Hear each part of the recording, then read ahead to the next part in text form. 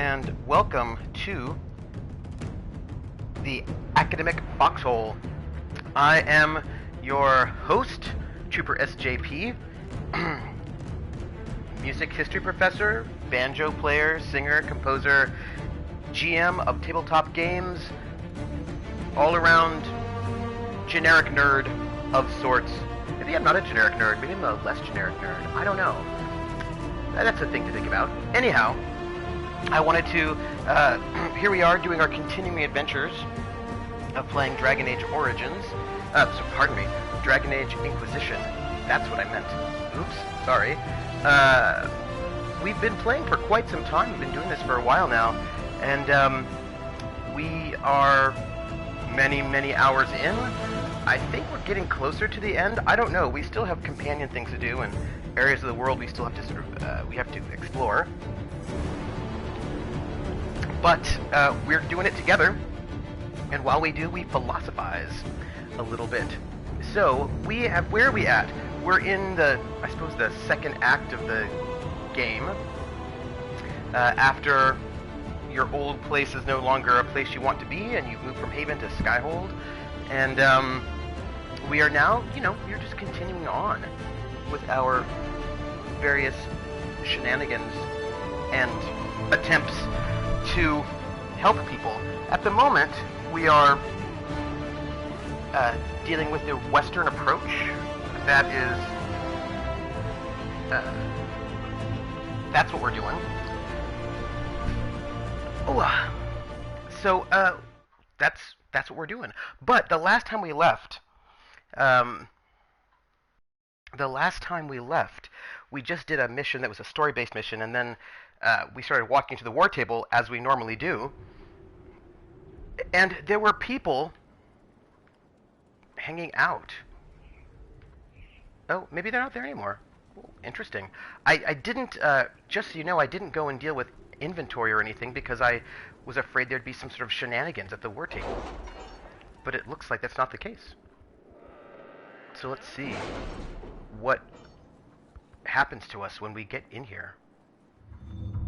Oh, you know how I'm supposed to do my logic puzzle to figure out who the Venatori spy is in Navarra? I haven't done it yet because I just haven't had time, because it's that time of the semester where it's all graduation all the time. So I haven't had time to do it, but I will for the next one, I swear.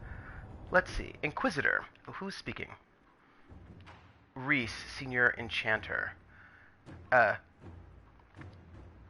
Inquisitor, Evangeline and I owe you our freedom, and indeed our very lives.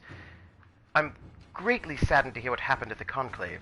I had truly hoped for a peaceful end to this conflict, and the death of so many good people is a tragedy.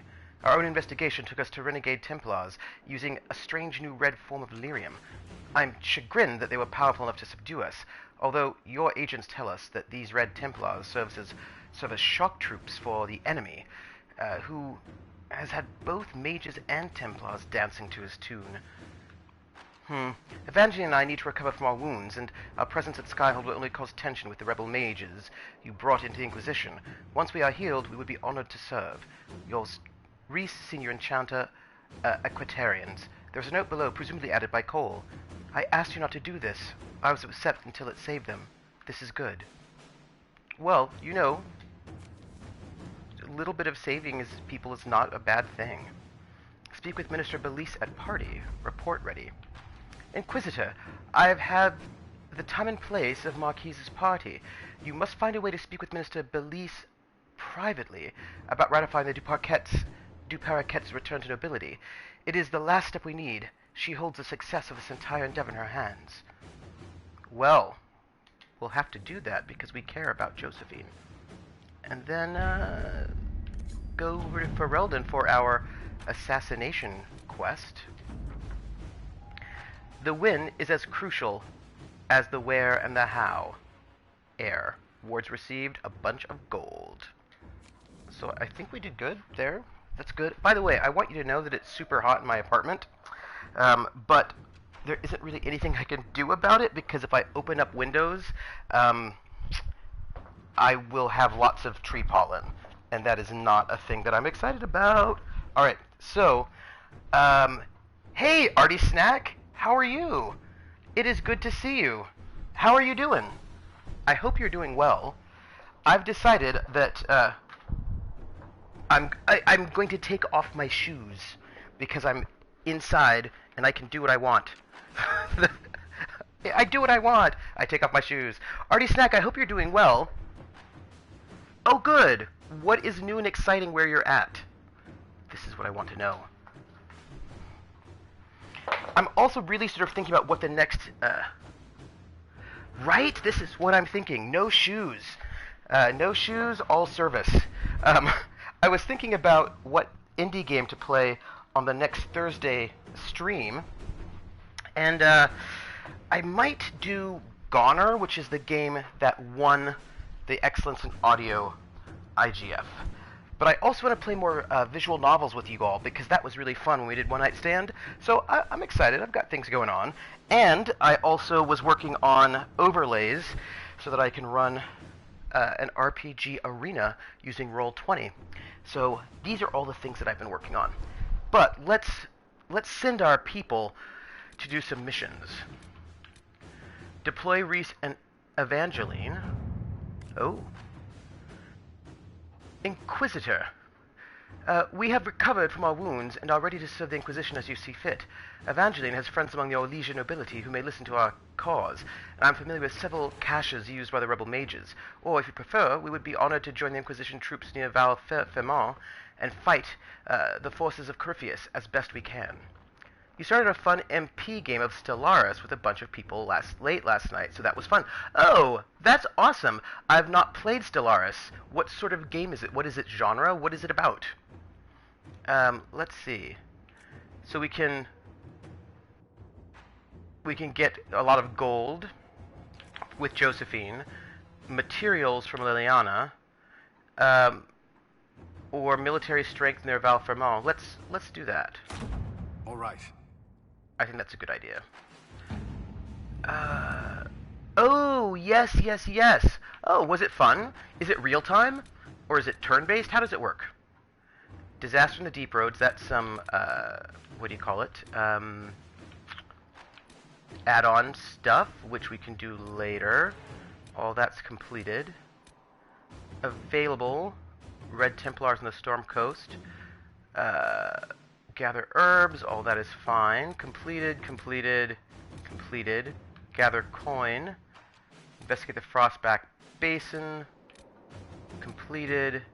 I actually... Fallomal resources. Real time with pause, although since it was a group of us all playing, we didn't really use the pause. Oh. I was playing a game called Ultra Core. Measure Veil Strength. That seems interesting.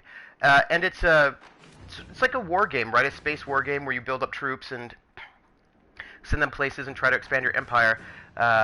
It's currently free. It's in beta. It's currently free. I don't know if it'll ever leave beta. But it's all turn-based, right? So you all have, 12 hours to put in your turns, and everybody puts in their turns at the end of the 12 hours, then everything is processed, and it was very, very fun. I liked it very much. What do we have? Inquisitor. You have activated a number of the elven artifacts used to detect magical energies of the Veil. Individually, such readings have been helpful. If we can coordinate measurements of all the artifacts simultaneously, however, I believe we may be able to uncover rifts that may not even have opened yet. I've drafted a proposal for how we might use Inquisition mages across Orlais and Ferelden to activate these artifacts in a coordinated fashion, if you think it might be useful. Solus. If the Inquisition forces are stretched thin, nobles in the area will happily ensure the safety of our mages. So it's either our soldier or our... I think the soldier one is better. It is better. Well, it's 7 hours better. But you know what? I think it's fine. We'll just... Inquisitor? We will do that. And now we just need something good for Liliana to do, and we will be complete. What shall we send her to do? Investigate the Exalted Plains, not exciting. Improving morale. gather metals. Investigate the ancient laboratory. What is this? Oh. Nightingale. The last Venatori have left the ancient laboratory in the wake of the Inquisitor's attack. We can be sure that secrets have been left behind. Those of the Venatori, the ancient inventor, or both. We should not allow the desert to bury them. And we will send her off to do that. Perfect. Perfect indeed. I don't know if any of you ever played any of the old school sort of war games where you sort of move little square boxes on a map, on a hex map. But I had back in the day and found it quite fun. And what else was really good about that? Oh, I got Ogre, the new SJ Games sort of Kickstarter war game Ogre when it came out. But I never had time to play it with anyone yet, so I'm hoping that one of these days I will be able to do so. So, here we are. We have a lot of things we can do, a lot of choices, but I think what we should do is help out Josephine. And Guilty Pleasures, give Cassandra the latest chapter of Swords and Shields. Memories of the Grey, we've got to Western Approach, we have one more artifact. We have Unfinished Business. Unfinished Business. We have some targets to take down. Western Approach, that's fine. Guilty Pleasures, we will do that. All new, Fated for Air. I never played anything like that in tabletop form, but I played a bunch of TBS computer games like Heroes of Might and Magic. Oh, yeah, I did it way back. It was actually really fun, but it's one of those things where there are a lot of really nerdy things in the world, and you have to find someone who's willing to do that particular sort of nerdy thing. And sometimes those games can take a long time, but I thought they were hilarious and great. So let's go to this party, which I suppose will be from our map. I'm a little congested because of pollen, but let's go to this party. Let's see what this party is all about. Oh, and let's take my boyfriend Dorian, She Who Never Dies Cassandra, and the Iron Bowl in a China Shop.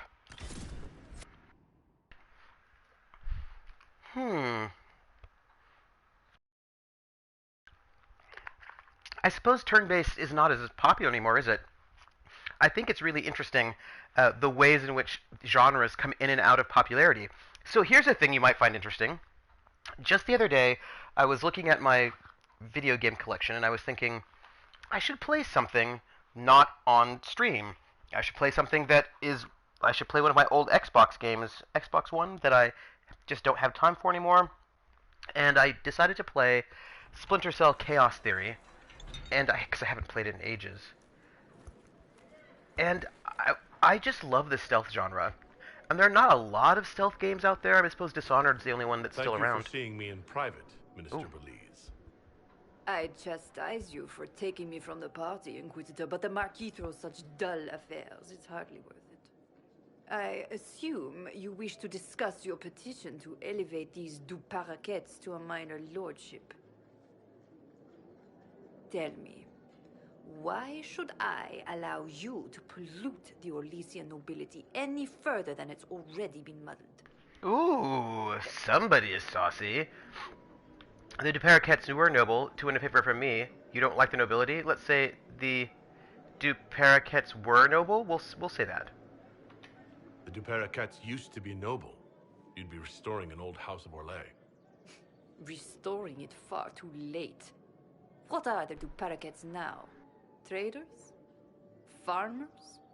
Really, it is too much. The very thought causes me pain. What can you possibly provide that will make your petition worth my effort?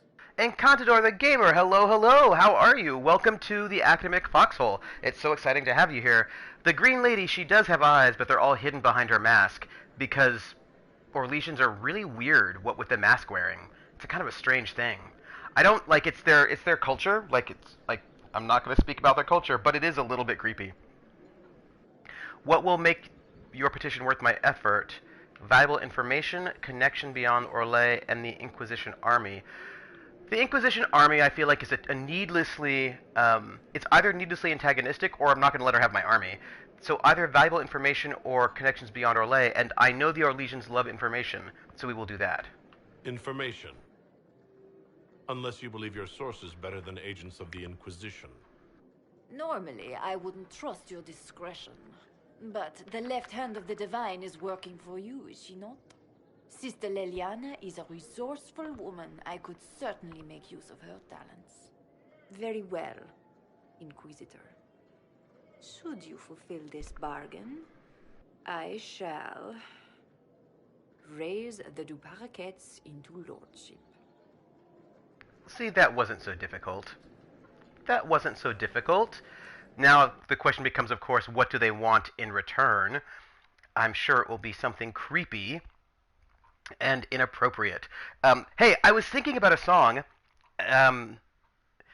Oh, really? Thanks. I like them. I felt like sort of going light-colored ink would be sort of fun and different. You should play Dragon Age. It's very good. I tend to play it in a not in a rushy way, but in a sort of a completionist way. So I like to relax and pick the flowers to use for potions. Is what I tend to do. I would recommend. Actually, I recommend all of them. I think they're all very good. But you probably, if you haven't played any of them, I would start with the first one, Dragon Age Origins, because there are 5. I don't know. There are like a bunch of different ways in which you can start off, and each way has a slightly different impact on the gameplay. So this is what you need to know about Dragon Age Origins if you've never played, or Dragon Age in general if you've never played. It's a fantasy world setting where elves are basically sort of mostly enslaved. Oh, yeah. What you are saying, Encantador, that is something I know all too well, and it is very, very difficult. That is a very difficult thing. Always, too many games on Steam. Hello. Lady Montillier, hold a moment. Oh. So, this is what you need to know about this game world. Alright, so, it's a fantasy world.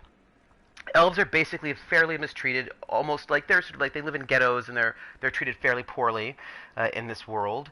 The big thing that you should know is that in this world there is magic, but by practicing magic you open yourself, like you're pulling in from energies from the Fade, which is a sort of other dimension of demons, and by opening yourself up to magic, you open up the chance that you might become possessed by a demon and go crazy and terrible. Yes, that's right. And so in this world, mages in most of the major countries, they are forced to become a member of what's called the Circle. And the Circle is like, like you live in a tower, you can't leave it. And they are guarded by Templars whose job it is to kill them if they go crazy with demons. And this leads to a lot of tensions because many of the mages feel as if they're being mistreated. And if they can't control their magic, they're made tranquil, which means their magic is taken away from them, but so are all their feelings and emotions. And so there's a lot of the main tensions in this game come between mages and Templars. And if you don't join a circle, you're called an apostate mage, and the Templars will hunt you down and kill you. So this is like one of these main tensions. And in the game that we're playing right now, a war had broken out between the mages and the Templars, and there was going to be a negotiating meeting called a conclave, and at that meeting, everybody at that meeting was destroyed. Oh, good. So this is what happened. So you're doing Dragon Age Origins. You're playing in that one. You're playing a Grey Warden, and the Grey Wardens are an order of, I suppose you could call them knights, whose sole job is to try to stop what's called a blight, because every couple generations a blight will happen, and a blight happens when one of these demons sort of manifests, and then all of these horrible monsters come from under the earth and start trying to take over, and then the wardens try to stop that from happening. And in the first game, you're playing with this warden who's trying to stop that. In the second game, Dragon Age 2, you play a refugee from that first blight who goes to a city, and you sort of live there, and it's about your story, but it sort of sets up this conflict between the Templars and the mages, which then sort of breaks apart at the very end of Dragon Age 2. And in Dragon Age 3, the thing that starts the game is that there's an attempt to try to bring peace between the mages and the Templars, but somebody basically bombs and destroys the Templar, killing everybody there. And the character that you're playing, or that we're playing, was at that conclave meeting sort of as a spy and survived the explosion. So everyone's like, why did you survive? And when he survived, or she, they have this sort of mark on their hand that allows them... So basically, when this explosion happened, it was a magical explosion. It created a huge rift in the sky that demons keep pouring out of and that might destroy the whole world. And you have... And a bunch of smaller rifts as well. And you have a mark on your hand that is like connected to that rift, so you're able to sort of close this rift. Close rifts. And so in this one, nobody will believe you and nobody will help you. And so... an Inquisition is formed, which is an independent group. There's a breakaway from the main church of this world that is trying to find a way to stop this rift and stop what's happening. At this point, we ended Act 1 where we actually did close the big rift, but we found out that there's a big bad behind it, and right now we're trying to find out who the big bad is. Well, we know who the big bad is, but we're trying to find a way to stop the big bad. That's where we're at the moment. And so right now I'm the head of the Inquisition, which is this sort of breakaway group that's trying to stop this evil mage who's gone a little bit insane. That is where we're at. I must return to Valrayo to see that everything is in order. Please join me when you can. I will. So, we are going to go to Valrayo and just finish up her quest line because she's very nice. Oh! Thanks. I mean, I left out a couple of little details, but I feel like we didn't necessarily need all of the details. Let's go here. Like, there's like, I mean, like there are these other tensions, like there are like sort of larger global tensions. If you think about it, you have there's a religion, the Maker, and there's like tensions with that. There are different sort of cultural groups, and they have tensions. There are different wars between cultural groups. The main sort of groups, Ferelden is the main country, which is sort of like Great Britain. Orlais is another one of these main countries. Oh, get some food. And that's sort of like France. You have some other countries. They're like sort of quasi-European countries, and there's a big place called the Tevinter Imperium. Really? Huh. Well, that's a good question. I'm playing it on the PS4. I don't know if it's on Steam. You'd think it would be, since it has been around. But maybe you can get it on PC outside of Steam through Origins. I don't know. That is a good question. And I would like to know the answer to that question. Speaking of which, I need to figure out where I'm going. Okay. Down and to the left. This way. But you would think that it would be available somewhere on the computer. I recommend it. I think it's really good. Let's talk to Josephine, one of our companions.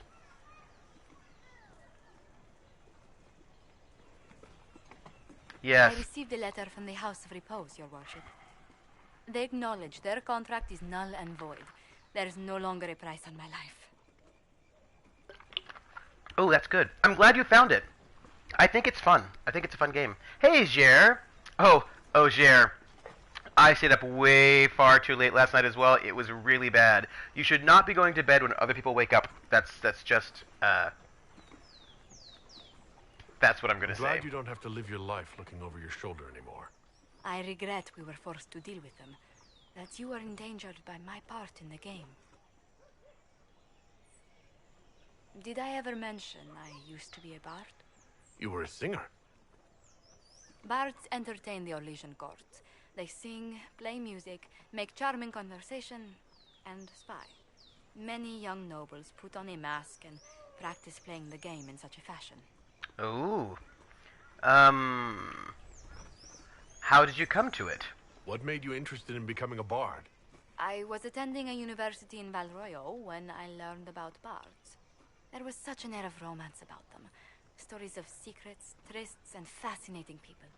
A group of us, young gentry from Antiva, decided this exciting life was for us. And now you're a diplomat. How did you go from being a wandering singer to an ambassador? In a very sad fashion. During one particular intrigue, I encountered a bard sent to kill my patron.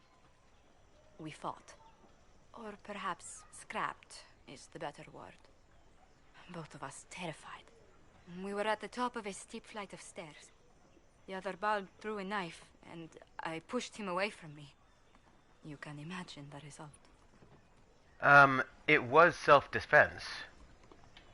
You were only defending yourself. But it was such a waste, Inquisitor. When I took off his mask, I knew him. We'd attended parties together. If I'd stopped to reason, if I'd used my voice instead of scuffling like a common thug, I'll always wonder who that young man would have grown into. Ooh. Yes. Right now, the summer is starting really soon in Cantador. It's starting this weekend is graduation, and I've got all sorts of ceremonies I have to go to, but once that happens, I will have a lot more free time. And right now, one of the reasons why I was up so late last night, actually, was that I was working on overlays, because what I want to do is try out, sort of do a test run of some arena combat, probably on Fridays, starting really soon. I ordered a second monitor and a bigger desk, because the desk I have right now is a $20 desk from Target, and I'm hoping to get a better one. And once I get myself all set up, I'm hoping in the next couple of weeks to be... No, I teach. I'm a professor, so this happens all the time for me. But I'm hoping to start running some test arena combats in maybe 3 weeks to get some tabletop on using GURPS. And then after that, we'll see what happens. I'm pretty excited about adding just a little bit of tabletop to the stream. So I'm really excited. No one merciful. Still, from Bard to Diplomat, you're too soft-hearted for this. I will say no one merciful because they were about to go and murder somebody. He seemed willing enough to murder you for the game. Perhaps. I feel I'm the last to judge whether or not he would have actually used the blade. In all the commotion... Forgive me, I don't believe I ever thanked you for helping me with this. I teach music history, and I specialize in popular music studies. So I teach history of rock and roll, history of African American music, history of jazz, American music, all sorts of things like that. So mostly like 90% popular music studies, 10% American music of all sorts, including art music, folk music.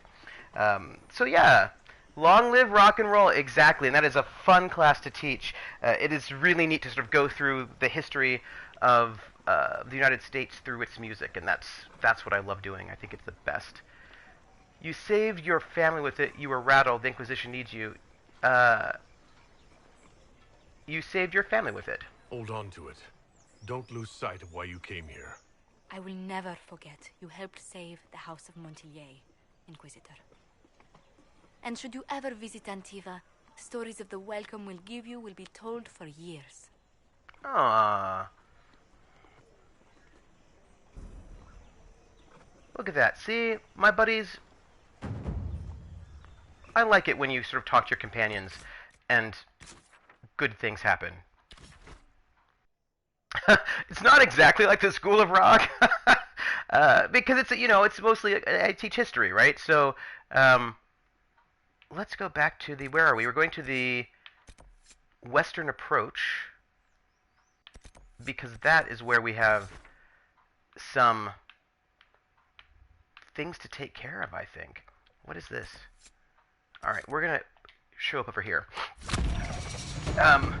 So it's music history, right? So we go back and we talk about who these people are, who the artists were, why they were important in their time, what they meant to people, what the music says about the time it came from, what the time it came from says about the music, and what that can tell us about class and region and race and gender and sexuality and politics and everything.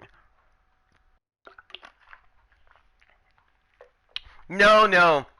You say that, but I will tell you, when I tell people I teach music history, the first thing they ask me is, oh, what instrument do you play? All the time. That's all I get.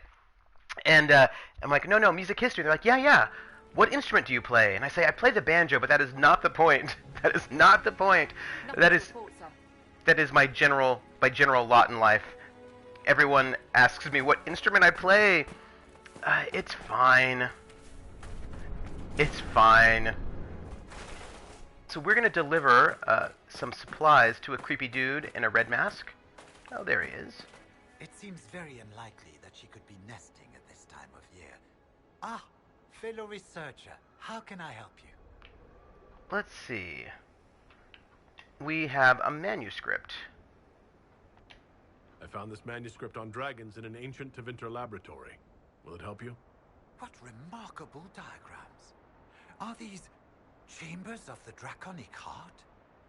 Oh, if only I could read the script. Do you perhaps know a linguist? Or a Tevinter historian? Don't look at me. Nobody's spoken that form of Tevin in 700 years. I don't, but the Inquisition might. I'll speak to our specialists. I also found some dragon signs. I've spotted several dragon signs around the approach. Most excellent, my friend. I don't suppose you noted the wound pattern? No matter, I'll look into that later. Andraste's mercy. From what I can tell, the dragon has been moving east and will be scouring the wastes next. Naturally, the dragon's hunting ground is full of miscreants. White Claw raiders. They've covered the area in traps for maker-only-knows reasons. Quite a mess. Manuscript. That's when you go to a restaurant and the waiter tells you all their specials and they memorize that script, and then if you interrupt them, they have to start from the beginning. That's what it's about. That's You'll have to speak some other time. That's the manuscript. Let's see. So we've got traps. That's fine. Now, where are we headed, do we think? Let's see. Oh. We can destroy some traps if we keep heading south. Let's destroy traps to help creepy guy get a dragon, which, you know, not really necessary, but if he wants one, I don't mind. And also dragons. Hey everyone who's hanging out in the academic foxhole, it's good to see all of you here. I wanted to tell you all something. It's a secret. It's not a secret. It could be, right? It could be the code for... Yeah, that's also good. I like that as well. Oh yeah, the menu script. Just build that app and it's excellent. But I wanted to tell you all something really exciting. Now that there are 6 of you here, guess what? This is very exciting. I just got the email. I just found out that I became a Twitch affiliate. I got the email. And I am really excited about that. Oh, we have some bad guys over there in the corner. And to celebrate, we are definitely going to do... Thank you! To celebrate, we are definitely going to go and do some tabletop RPGs sometime soon. And I'm very excited about it. Like, that is going to be so excellent. Like, yeah, we've all been up too late. It's, thanks! I'm really excited! Woohoo! It's, oh, we've got another monster. Let's go kill that monster. That won't be a bad thing. Just killing it in the background. It'll be cool. Jer was one of the players. Oh! That's exciting. Were you playing collaboratively or not collaboratively? Oh, there's another one. There are a lot of these monsters hanging out. But that's okay. It looks like nobody's super injured, so we will be fine, I think.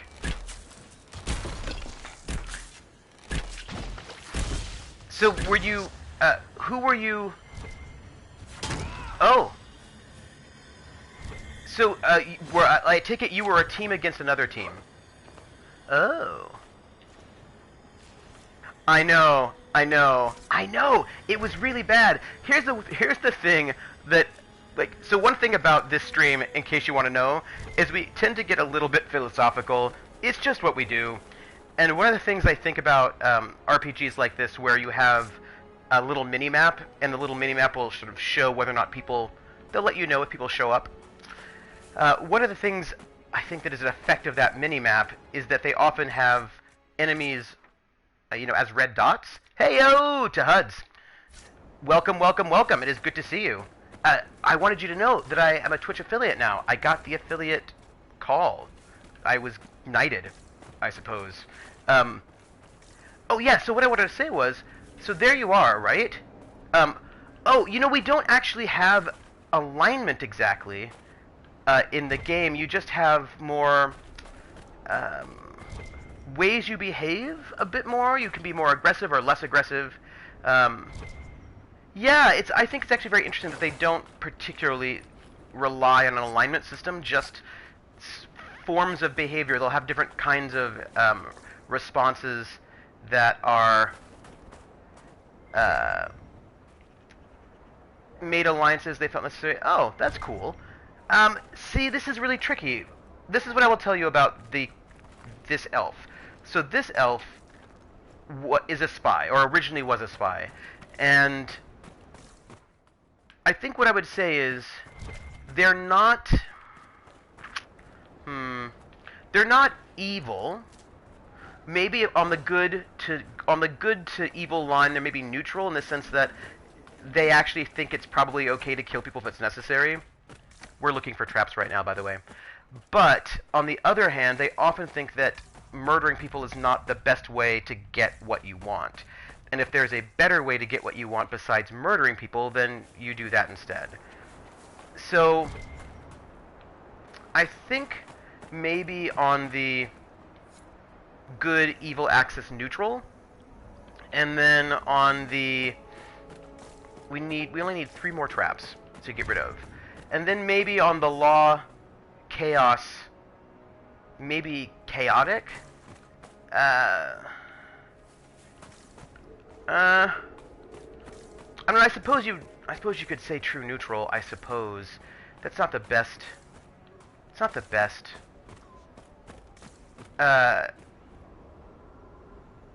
Oh. Ooh, dead body. How long does this game go, by the way? Like, how long do you play for? Did you finish the game, or is it like a multi-day sort of thing? And also, is it Mac compatible? These are all questions that I have. Looks like we have another trap over here. One more trap we have to find. Oh! Okay. Oh, hi! I need to get away. It's dead. Yeah, I think it's a little bit tricky. I think that my character is a nice person. I think I can say that. But my character also doesn't have a problem with murdering people. But my character doesn't just murder people because they can. They murder people because it's the most effective thing to do in that circumstance. And we got the last trap. I'm curious to see who comes running now. Okay. So we need to kill the White Claws, wherever they are. Let's see, where are we headed? Oh. We still have White Claws to kill. I mean, this is the thing. I'm an assassin, right? So, senior raiders will likely investigate, providing an ideal moment to take them out. Kill all the White Claws. Alright. Does do killing just for the reward or loot? Well, I think what I would say is... Oh, hi. I think what I would say is that...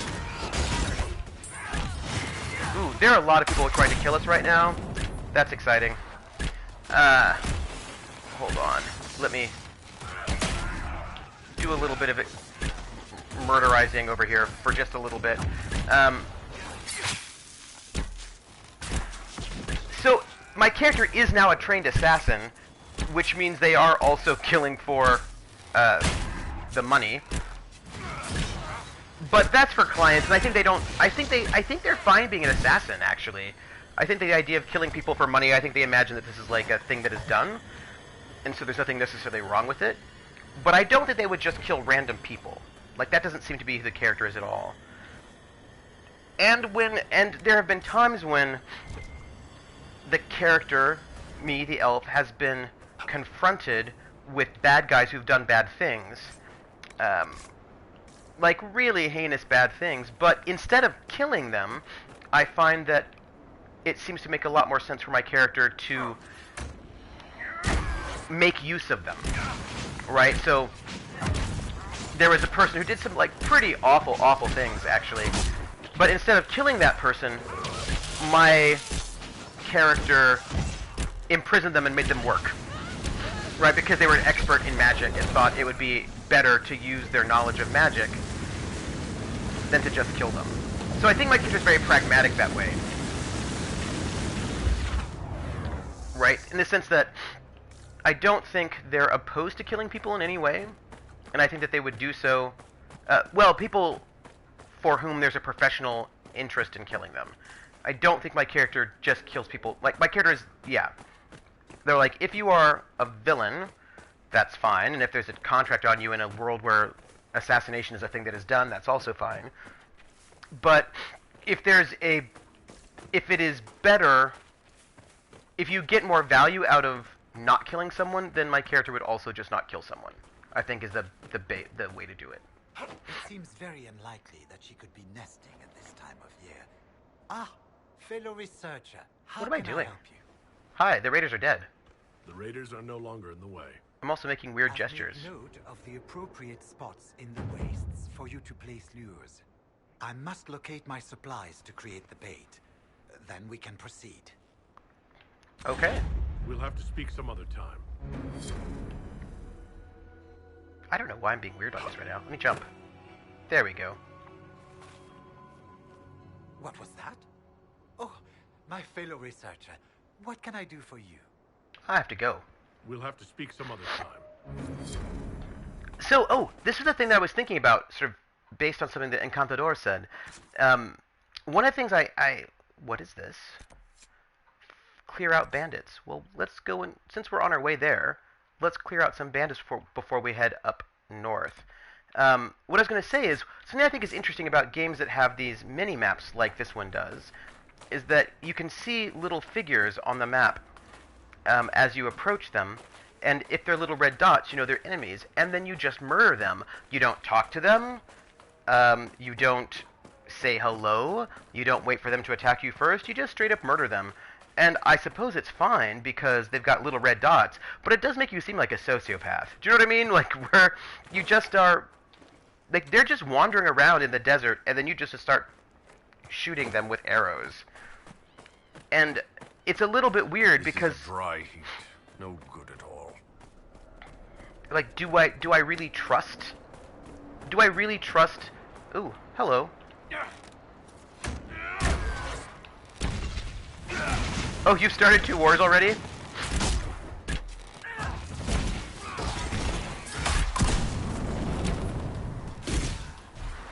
Okay. Dead.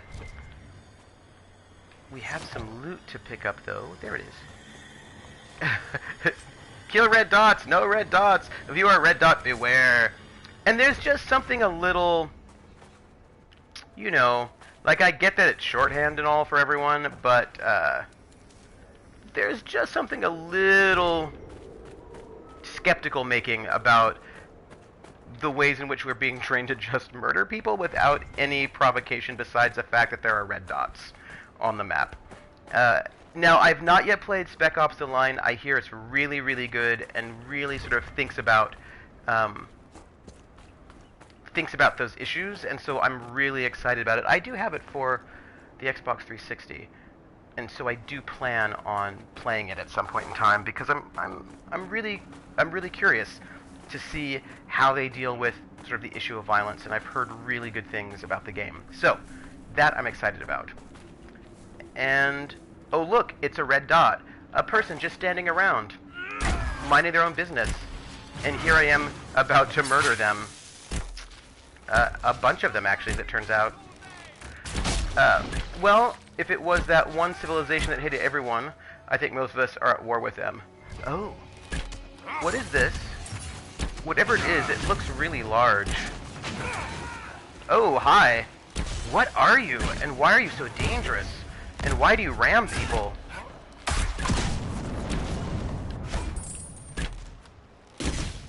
Oh, really? Oh!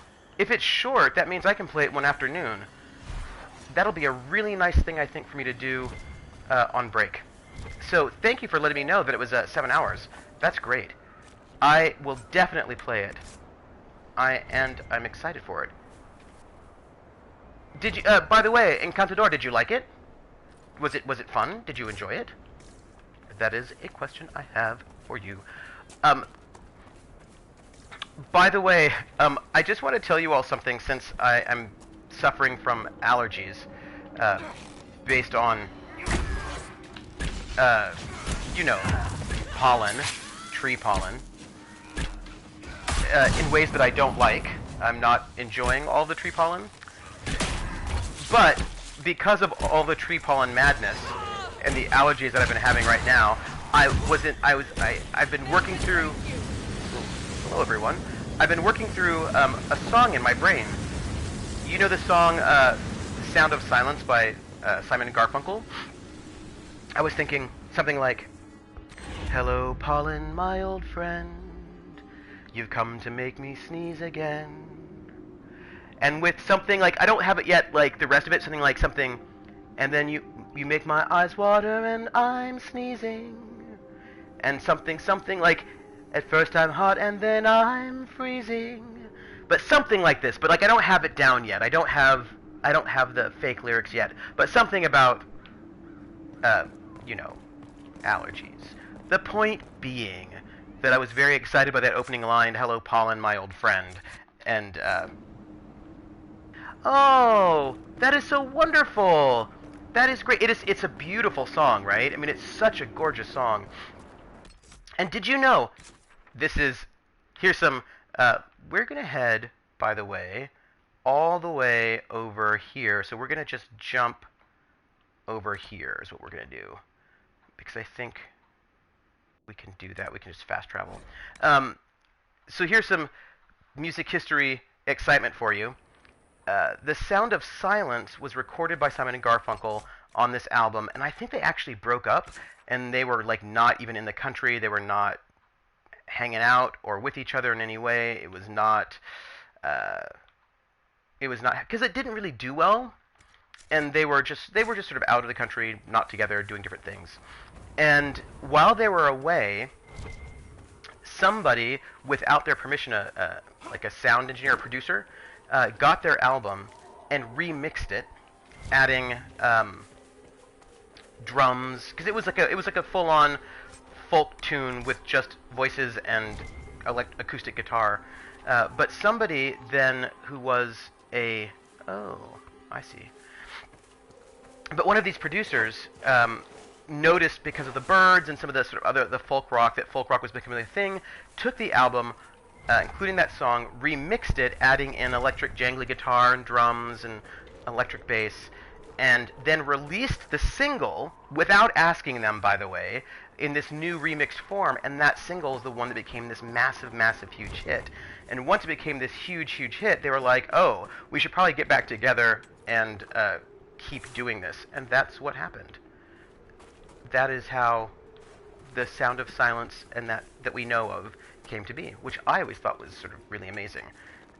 And there's only one other example I can think of something like that happening, and that is Tom's Diner by Suzanne Vega, which was originally a cappella. Yeah, isn't that interesting? She had done Tom's Diner a cappella, and it was just on one of her albums, and DNA remixed it and made it a dance hit tune without asking her. And when it became this huge hit, and when she heard it, she thought it was amazing. She really loved it. She said, all I really want is that you give me credit and that you sort of like cut me in.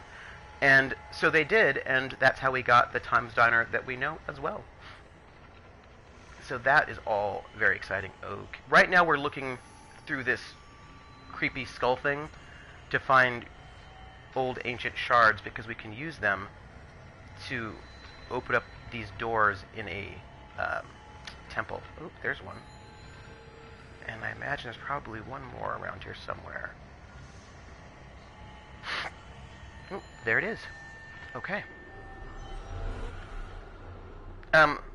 Oh, so what tabletop do I play and or plan to stream? That's an interesting question. I've been playing and GMing forever, basically, for ages and ages. So I've played a lot of different games, and I've played basically everything in many different ways. I mean, when I say that of course is not true, right? There are things that I haven't played, be honest. But I've played lots and lots of different things. My favorite system is GURPS, the generic universal role-playing system. I like its ability to do different things, including being gritty or being cinematic.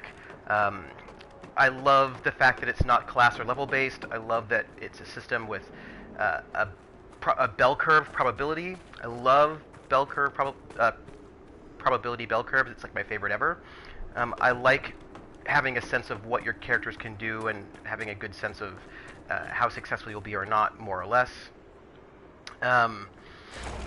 What else? Let me see. So that tends to be my go-to system when I run something. But that said, I will also run other things when they're just sort of interesting to me. Fate and GURPS are similar in some ways. They're different in that Fate is a bit more narrativist. Now, I have not run Fate, although I just recently got the Fate Core. I got the books for it, because you can get them free downloaded. I'll probably actually get the actual hardcover book at one point in time as well, because it's interesting, and I oops, hey, my friends pushed me off. That was rude. But as I was going to say, that I'm very open to playing different things. For a more rules light game, I tend to play. I've done Warp in the past, but Fate also has a bell curve probability, so that's interesting. And I'm gonna probably try it out at some point in time to see what I think about it and how it plays and if I like it. I play a lot of Call of Cthulhu. I play. I play a lot of many things, and I will just tell you, so like full disclosure. Oh, so the tabletop I will tell you, the tabletop I'm planning to run, I'm going to do like maybe 3 sessions, will be GURPS, it'll be an arena, and it'll just be numbers, just so I can, ooh, hello, just so that I can get a sense of how to use Roll20 effectively, you know, give it a trial run, as it were, before you get to sort of doing a full-on campaign. There are also some other things that I have bought that I would like to try out. For example, this is very different from the sorts of things I normally do, but I really want to try out Cthulhu Confidential, which is one-on-one Call of Cthulhu using the Gumshoe system. And it's really narrative, it looks really interesting, and I think there are 3 adventures, and it looks like you can do each one in one tops 2 sessions, and that sounds interesting to me. Like I would have no problem just trying out Cthulhu Confidential and the Gumshoe system to see what it's like and what I think about it, and that doesn't seem like it would be that big of a time commitment or an issue either. So that seems fun. And I just recently kickstarted Shadows of Esterin, and I picked up Blue Age, Blue Rose. Actually, recently I've been picking up a lot of different RPGs that seem really interesting, and I would not at all.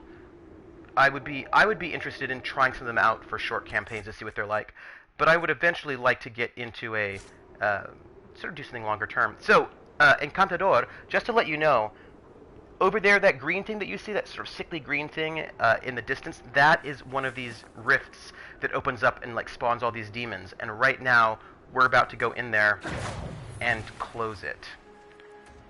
That is going to be our goal. Oh. But they want to kill my friends. I don't want them to, but that is what's happening. And so what ends up happening is that we have to kill these demons. and kill enough of them to weaken the rift so that I can then go and close it with my special powers. But to close it, I need to get close enough to this rift. Ah, dang it. Alright. I know, right? Where are our bad guys? Oh, here we go.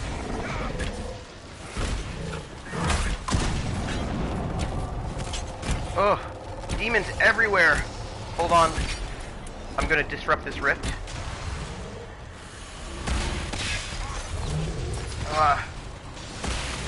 Here we go.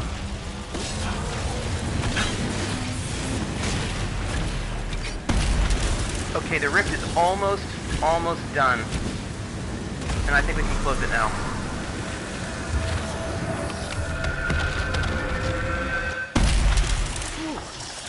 Yeah, so I do want to try Fate. I want to try that out to see what I think about it. I want to try something in the new 7th edition of Call of Cthulhu and see what I think about that, since I got that recently. Including I have the Horror on the Orient Express big mega campaign, and that could be fun to run. Basically, at this moment, GURPS is my go-to, but oh my gosh, y'all, can I tell you what I'm really excited about? So this is a thing that I don't know what's going to happen. So there's a game that I have been wanting to play or run for years, and have just never really been able to get it to work, and conceptually. Fantasy Age, yeah. Fantasy Age is also a game system that's really interesting. That runs, Blue Rose runs on Fantasy Age, also Dragon Age. The Dragon Age game also runs on Fantasy Age.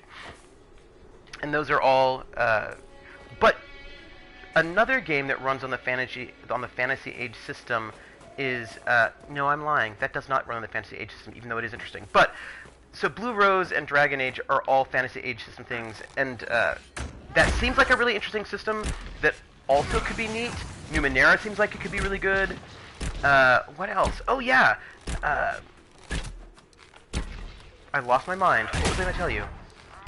Another system that... Oh! I would love to play, the Game of Thrones RPG. Titan's Grave, of course, Titan's Grave. I would love to play the Game of Thrones RPG. It has a really neat mechanic where you actually create the players create their household together, including what sorts of, where are we? Oh, alright. There's a shard over there we should probably just pick up. So you create your household, including what kind of resources your household has. So it's a RPG, but it also has some resource management elements, and that seems really, really cool. That seems like something that could be really fun to play. So I would like to try running that at some point in time. I think that could be really neat. But the game that I have been wanting to run a campaign of for years, but have never been quite certain how to actually run one in practice, is Unknown Armies, and they just came out with the 3rd edition of Unknown Armies just right now, and I kickstarted it, and so I just got it. And that is a game of, they call it a game of existential horror. And the setting is so amazing.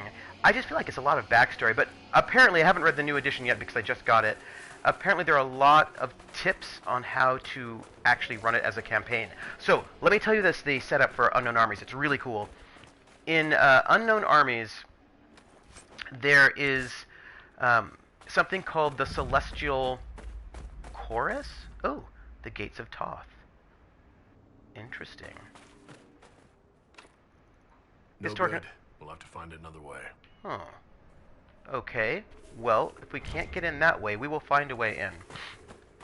So there's something called, I think it's called the Celestial Chorus, is I think what name they gave it.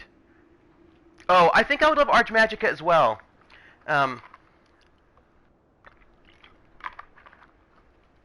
Yeah, I've heard the people I know who like Ars Magica really like Ars Magica. And the things I've heard about Ars Magica seem really cool, and the magic system seems like something I would really like. So, yes. Oh, so in Unknown Armies, and I think this is super cool, there's something called the Celestial Chorus, and what happens is, in society, dead, human beings, as a collective, spend a lot of their psychic energy, their mental energy, venerating certain archetypes of these things that we see as being valuable and important to society. So, for example, the mother might be one of these archetypes, or the soldier might be an archetype. And when a person embodies this archetype in a way that is completely congruous with the ways in which society sees that archetype, right? If you embody this thing that society as a whole thinks of as being really important. Huh.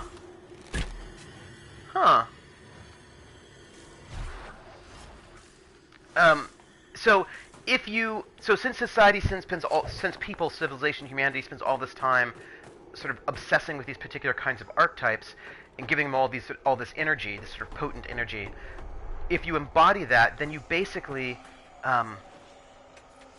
become a god, right? You can become a god, and if you embody this perfectly, you ascend into the Celestial Chorus. And there are only 113 slots in the Celestial Chorus. And once 113 archetypes are ascended, then the entire world is destroyed and remade by those 113 people, / gods. And what's interesting about... So we need to get over there, but I don't think we can. So we should probably...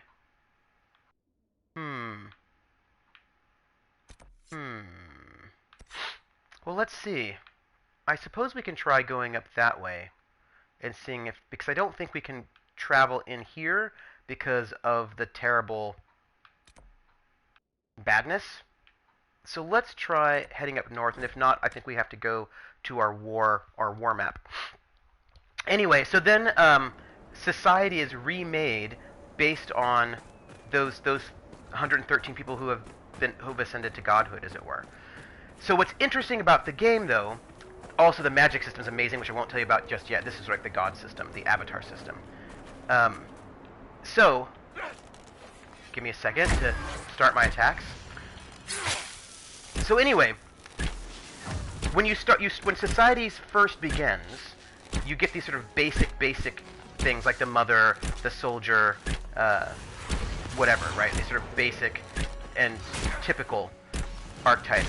But as society progresses, different archetypes become gods. So, for example, the gangster would become an archetype because of all the time and energy we spend sort of thinking about gangsters. Maybe the outlaw will become one. Maybe the messenger, right? The messenger would be one as well. So there are... Who is this person? They seem very dangerous. But now they're dead. And just because you've ascended to godhood doesn't mean that you will stay there. If society's idea of what that archetype is changes enough, and some other person can embody that... Yes, basically, it's like American Gods, the RPG, right? Yeah. 100% definitely. That's definitely, yes. And if you can embody that, right, then you become that new god. And so... But if the gods that are being venerated are dark and cruel, then the world itself becomes darker and crueler. So one of the things you could be doing if you're working on this cosmic level is trying to make sure that terrible people do not ascend to godhood, that maybe you do instead, or that people that are, you know, more aligned with what you think would be a best thing. Try to stack the deck of the Celestial Chorus. So that's one thing you could do.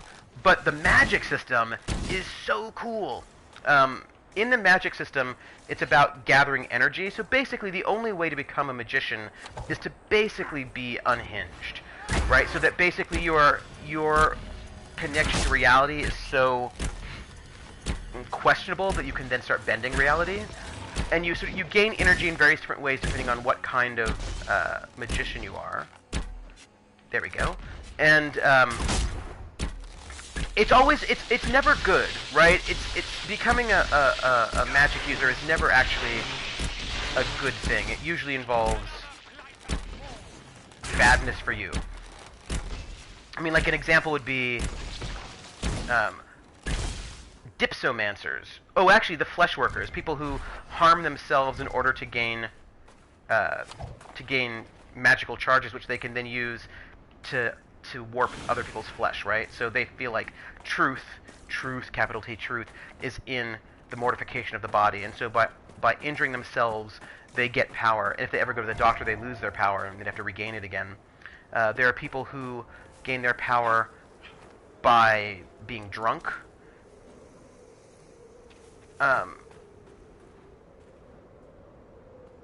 Ooh, Tahuds. You ran out. I think that Ars Magica's system of magic might be similar to GURPS's noun-verb magic system, but I'm not 100% certain. Somebody once told me that. And I have never actually run GURPS's noun-verb magic system, but I was actually thinking about doing it. Past the moon.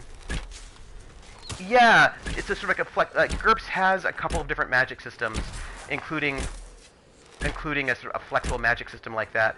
And I was actually thinking about testing it out in this, because I've run the basic GURPS magic system. I've run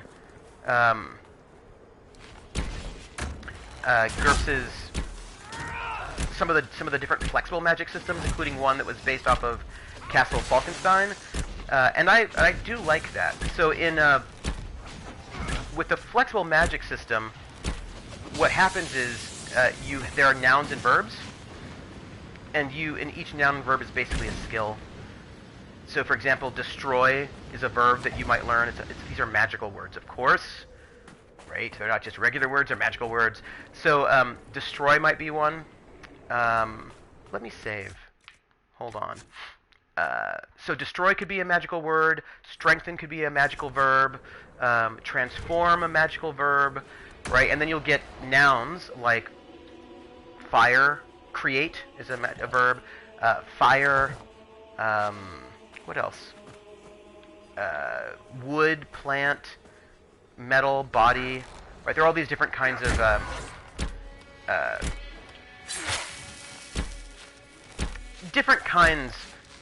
nouns and verbs. And so, to create a spell, you just sort of think, what noun and verb do I want to use to create this spell? And that then becomes... there's a... Hello, everybody. There's some dangerousness happening right now. Just thought I'd share that with you all. So that's a very sort of flexible system that allows you to do whatever you want, really. And that seems very cool. So I'm interested in playing around with a flexible system like that. I like the possibilities that you get. Gosh, these people are really strong. I just want to sort of note how damaging they are. Make it take you. That is all. And Iron Bull, you don't need to just run into combat all the time. Gosh, Iron Bull. Oh, yeah, so, right, Unknown Armies, they've got these sort of interesting... So that basically you become a little bit mad. And there are these people which... Oh, this is... In Tyranny only, it is done to a rune system where you have a base rune and then a technique and a form of that force. So each technique is named by a first person, singular, present, indicative, the Latin verb. Oh, yeah. I mean, I am actually a big fan of trying out different kinds of magic systems and experimenting with them. I think, and just doing things that are a little bit different. I think that D&D's magic system is awesome, that sort of Vancian magic system, but there are other systems, and all of them are really, really neat. Oh, I played Castle Falkenstein, and that was a good time. Also really interesting about Unknown Armies is that there are these different madness meters, and they are... I can't remember them all now, but there are things like isolation is a madness meter, violence is a madness meter. There are these different sorts of things, and you take trauma, right? You take sort of trauma on these meters based on the various things we're looking at, sort of madness, rejection, loneliness, anger, violence, and you are affected little by little by sort of losing, becoming hardened, right? Becoming hardened to empathy. So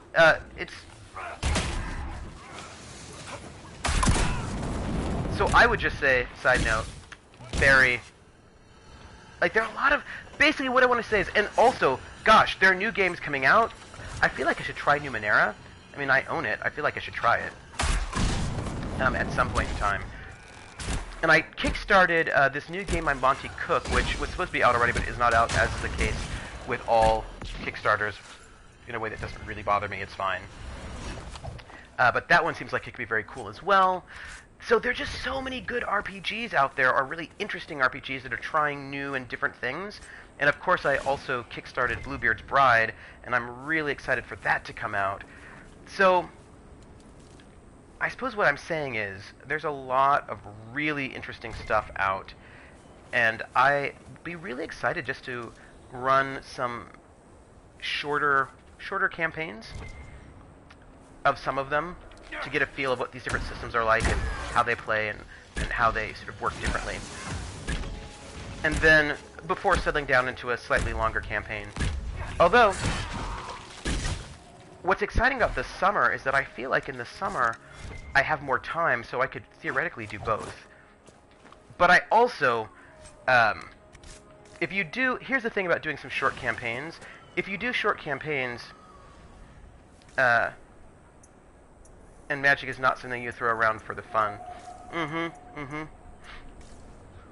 I will say, actually, I also like the fact that there are... I like systems with slow magic that may not be appropriate for... may not be appropriate to do in combat. That's also interesting. And I also... But I will also say, I think you can do non-Vancian magic in a gamist system or I think there are just different things you can do. I have, well, right now I have a couple, I will say that, but this I didn't finish my thought. This, by the way, Encantador, is the good thought. One of the reasons why I think it's really good, a good idea to do some of these short campaigns first, alright, we want to head up here, is because if you do short campaigns first, hold on a second. It turns out Iron Bull needs to take a potion. Alright. If you do some of these shorter campaigns first, then you can find a good cohort of... We can figure out... You can, first off, you can use different players, right? So that's interesting. You can switch up your player base a little bit. And then you can also... I want to head north. I want to head over... Do I really want to head over there? Oh, looks poisonous. Well... Let's see what we have. So if you swap up your player base a little bit, right, then what that means is that you have a chance to get a sense of which players are good for which types of games, and then you can better tailor the games to the players. This is going to be bad. Ugh. Let's try going around this way. Poison waste, my friend. But I will tell all of you here who are sitting here about my dream campaign. I have a dream campaign, a game that I've wanted to run for years, but I need the right players for it. But it is something that I've long wanted to run. Something I really want to do is I want to run... Nope. Ugh. Pool of energy means that the mage fighter power curve isn't immediately broken.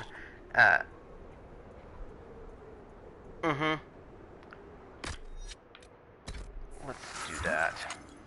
Do you know what, gang? I think that I don't think I can finish exploring this unless I clear out those wastes, and there is a way to do that. I believe what I need to do is go back to Skyhold for a moment.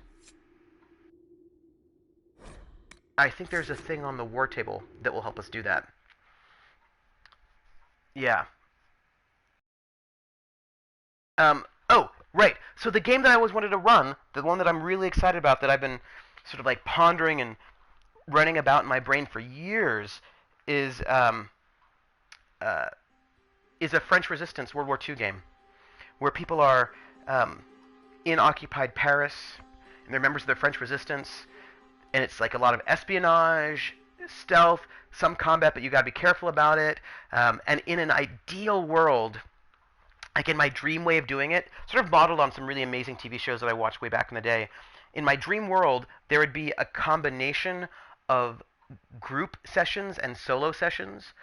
In the solo sessions, you would do what agents did, like you try to recruit other people, you try to get information, you pick things up, and then you come together as a team to do group missions to sort of check in with each other. And I would also really want people to have more than one character, actually, on the side, like a main character and a side character. Because maybe your main character doesn't show up, maybe they've been captured, but you don't know if they have or not, or if they just can't make it. I mean, I think there's so many really amazing possibilities for a World War II French Resistance campaign. I think it could be really good. Hold a moment. It's good to see you. Anything to report? What do the people make of us? There's scarcely a noble house that hasn't openly pledged its support to us. Okay, how are our guests? Any visiting dignitaries I should watch out for? Lord Nadovino of Antiva, a friend of my family not normally given to politics. How did you get him to support the Inquisition? Antivan are touched by worthy deeds, Inquisitor. I impressed him with the rightness of our cause. I also promised him 40 bottles from our wine cellar. He's had his eye on the Tevinter ports for years. Yeah. Let's see. It's good to see you. Yes, exactly! Yes, Encantador, you know what I'm talking about. Double agents. And what's great about, I think, a French Resistance campaign, this is something I think is really neat, is that there's a lot of space for really great character RP. Because you might have dependents, you might have friends that are still there. How do you manage living this double life? How do you manage doing, let's see, investigate? I think we're actually good there. Goodbye. Let's speak later. Another time. So I feel like there's a lot of really good space for really good RP, but also a lot of possibility for good action, good suspense, good intrigue. I mean, I just think it would be an amazing, amazing setting. And I think Occupied Paris just, right, that would be amazing. So I'm really excited about it, and that's a game that I'm really looking forward to running one of these days, but I just need to get the right pool of players. And once I get the right pool of players, then I think all of that will be, it will be golden, as it were, if you know what I mean. Okay. Have you had any trouble with them? Not at all. With who? I will inform you if that changes. So what we really need to do is we need to find a way to get past this sort of certainly clashing personality types. When the goal is liberation, personal motivations can be radically different. Yeah, right? And that gives you, like, oh, so good. I feel like there's a really great space for party tension, but still having to work together. Because, after all, crossing the sulfur pits, here we go. Because, after all, like, you've got this larger thing to work against. And I just think that would be such a good game. And I've really been excited for it. And I've been gathering materials for this game for ages. And I think if I can run a couple of shorter games in different styles, I can get a sense of what players would do well in this sort of French Resistance game. What do we have? Connections and forces. A few words. Oh, Commander. We have completed... Oh, let's get a better voice for this person. Commander, we've completed initial estimates on the construction of an elevated bridge over the toxic sulfur pits in the western approach. The work will require 10 of our engineers and 6 wagon loads of lumber, but the finished construction will allow troops to move through the area at a safe distance from the poisonous gas. We can do this through connections, a few words to the Comte de Valfremont, and we can have a bridge built, or through forces. On your order, we can build a path our soldiers will personally see to its construction. Let's do that. And someone can be working for the other side just because there is someone important held as hostage, hidden motives. Right. And now, I will tell you what, Encantador. I personally would prefer the person not be working on the other side at the start of the game. But I would certainly love to be the opposing side who picks up said person and says, hey, we know where your son is. We have your son. Oh, Eastern Front too. Oh, Enemy at the Gates. Yeah. Ooh, yeah. Enemy at the Gates is excellent. I mean, what I love to do as a GM is to present my players with difficult choices, and I would love to present players a difficult choice wherein they have to decide if they want to, become a turncoat to save their mother or something like that. So many good possibilities is what I'm trying to say. Moral dilemmas are the best dilemmas ever.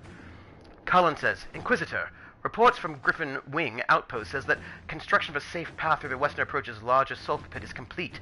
Our soldiers completed the bridge without incident. It has opened routes to previously inaccessible areas of the approach. You can inspect the results the next time you travel to the region. Cullen. Excellent. And let's not venture forth just yet, because it turns out there are a few other things we can do. We can secure a source of water.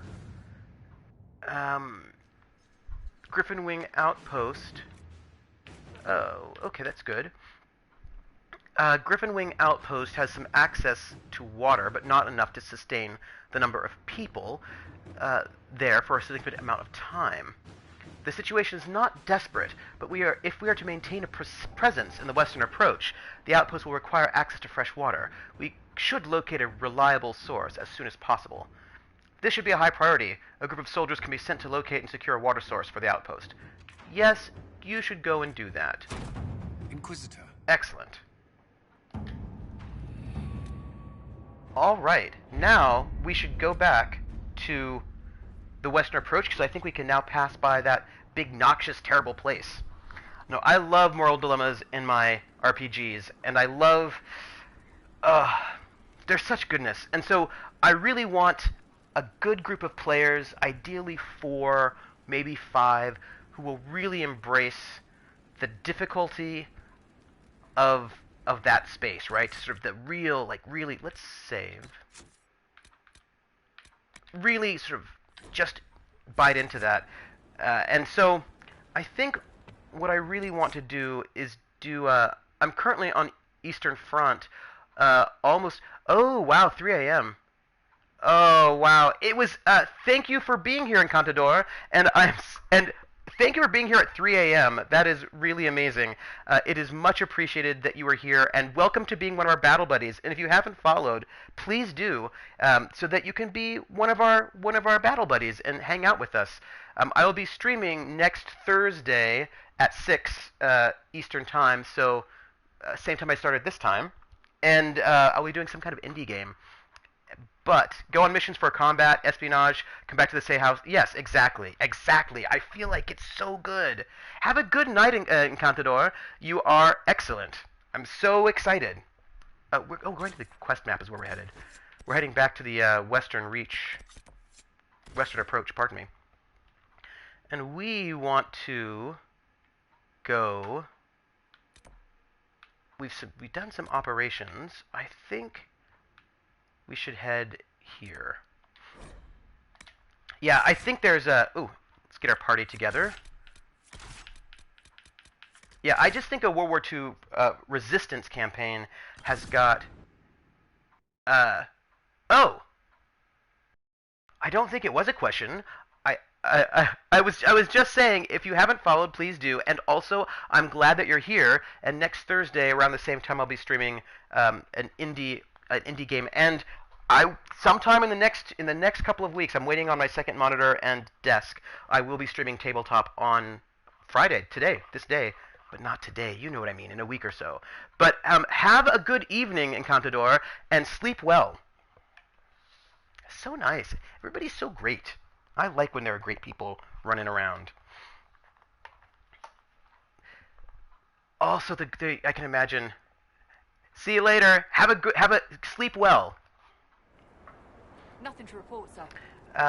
What was I going to say? Oh yeah, I really love. Let's look at our map because we want to get. So the question is, where do we build this bridge? I suppose we built it over there. So let's go up there and check it out. If our bridge works. Because hopefully we built a good one. Yeah, I just think, what is this? Hey, look, we built stuff. Ooh. Well, that's interesting. Oh, how cool are we? I do so enjoy infrastructure. And it looks like we have built some excellent infrastructure. Look at us. See, the Inquisition does good things in the world. Anyhow, I am very much... Oops. I want this thing. Ghoul's beard. How do I get it? Maybe I don't. Let me see, where was I? Oh yeah, so anyway, it is my goal to eventually get a good player base so that we can do a really good French Resistance campaign, because I am so about it.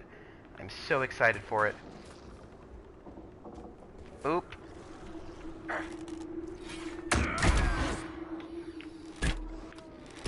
I think it has so much possibility and opportunity.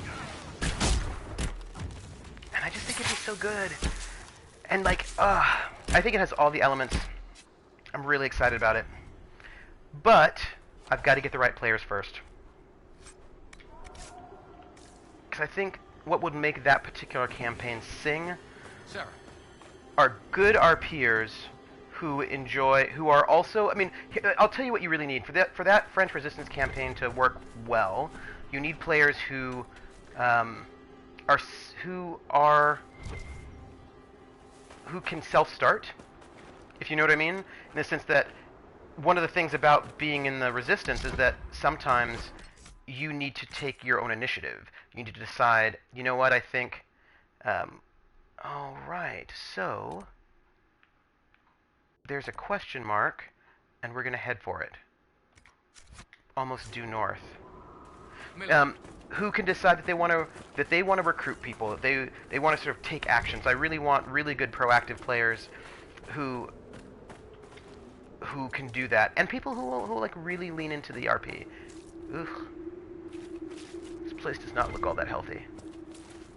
And then, oh, I think it'd be so good. And you'll get great music.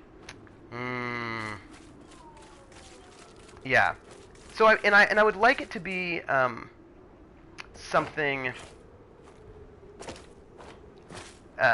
gritty, right? So a bit more on the realist side. And so it wouldn't really be great for power gamers, that if all you want to do is like be OP, this would not be the game for you. Instead, like the heroics of the common person. Now, to be fair, where's our question mark, by the way? We don't quite have it. We need to head east. Head east a bit. All right. Right. People who will embrace being that... Because one of the things I will tell you about World War II, and the various resistance movements actually on anyway, like the amazing resistance members in Poland and all these different parts of the world. One of the things that really struck me that I was always very moved by, I've read a number of books with first-hand accounts of resistance people in the resistance, is that these were just regular people.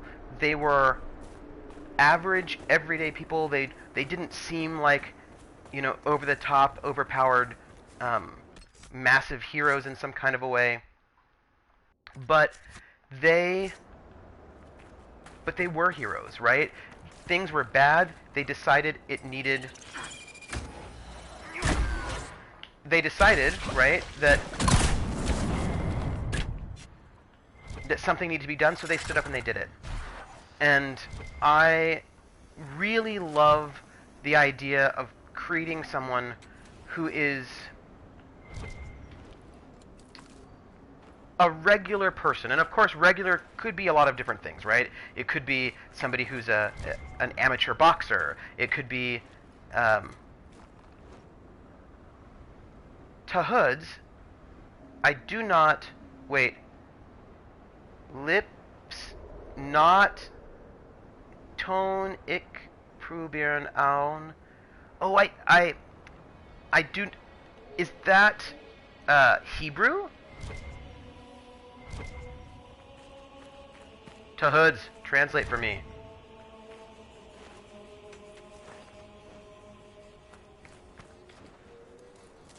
Yiddish. Tonic prob. Since I learned my German in Swabia, I can understand some Yiddish, but not all of it. Let me read this out loud to see what I can get. Tonic proben an hitten ihr oder tonic spiel. Should I... Oh! See? Like I almost had it. I was almost there. Do I stay here and watch or play SR while drunk? English leaves me when I drink. That... But I almost had it, right? Because spiel was like, oh, that's... Okay. Do I, right? Do I... Something... Or do I play? Right? So I almost had it. I need... Oh! To HUDs. Did you hear that they had... they found a lost Yiddish opera... Die Goldene Beine, I think it was, and The Golden Bride, and they from the 20s, because in the 20s there's lots of Yiddish media, and they found this sort of Yiddish operetta, and they produced it and they performed it on Broadway. I was sadly not able to see it because I couldn't get down to New York, but I really, really wanted to. I was really excited by that. It seemed really cool. Because A, Yiddish, B, the 20s. How awesome is all of that? The thing in the dark. This statue is oddly warm to the touch and shivers slightly, as though it might have a pulse. Well, that's creepy. Who wants that? Nobody, clearly. Only you know the answer to that question, Tahuds. I enjoy having you here, but if Shadowrun is calling you, then maybe it is calling you. The First Blight, Chapter 2. Who is writing this? Let's find out who's writing it so I can know what voice to use. Oh, Brother Genitivi. Oh, yes, I remembered Brother Genitivi. He's got that sort of boffin voice. Here we go. People today have little concept of the consequences of the second sin. Oh, believe me when I say that when asked, pious chantry-going folk will curse the use of foul magic, spitting and snapping their fingers, but none live today who actually remember the horror that was unleashed so very long ago. Oh, whatever records might have existed regrettably did not survive the chaos and ignorance that was to follow. We have only the tales of survivors handed down through the murky ages and the dogma of the chantry to instruct us, and that is precious little indeed. I believe I'm not understating when I say that the second sin unleashed the bane of all life upon Thedas. The Darkspawn are more virulent than the worst plague, a heartless force of nature that came into our world like an ill wind. We know from accounts of later blights, as these Darkspawn invasions came to be called, never more appropriate a name existed, that the Darkspawn spread disease and famine wherever they tread. The earth itself is corrupted by their presence, the sky rolling with angry black clouds. I do not exaggerate, my friends, when I say that a mass gathering of Darkspawn is an omen of dread cataclysm. It is said, that those cursed magisters who became the first darkspawn scratched at the very earth to find solace in the darkness of the dwarven deep roads, and there in the shadows they multiplied, whether by intelligent design or by some last vestige of worship in their minds. They attempted to locate the old gods they had once served. They found what they sought, Dumat, the first among old gods, once known as Dragon of Silence, before the Maker imprisoned him and all his brethren beneath the earth for the first time, for the first sin, usurping the Maker's place in mankind's heart. Well, the slumbering dragon awoke, freed from the Maker's prison by his twisted followers, and became corrupted himself. Dumat was transformed into the first archdemon, his great and terrible power given will by an rotting unholy mind. With the Darkspawn horde following, Dumat rose and took wing into the skies once again, bringing ruin to the world the Maker had created. The old god had become the eye of a dark storm that would ravage the entire world. From the Tales of Destruction of Thetis by Brother Genitivi, Chantry Scholar. Hello, little cave. Yeah, so I will tell you, it is a sort of long-term goal of mine to play some, so run just a couple of shorter games, so I can find the players who I think would be really great for a World War II French resistance game. Because that, my friends... Okay, we have gotten all of that. We just need to head north a little bit, and then a little bit east. And then we will find new stuff. I think we're almost done. I think that we're closing in on the end of the Western approach, and I'm very excited about it. Also, side note, I've leveled up, and I probably should do that. That's what I'm thinking. Oh, let's kill that guy.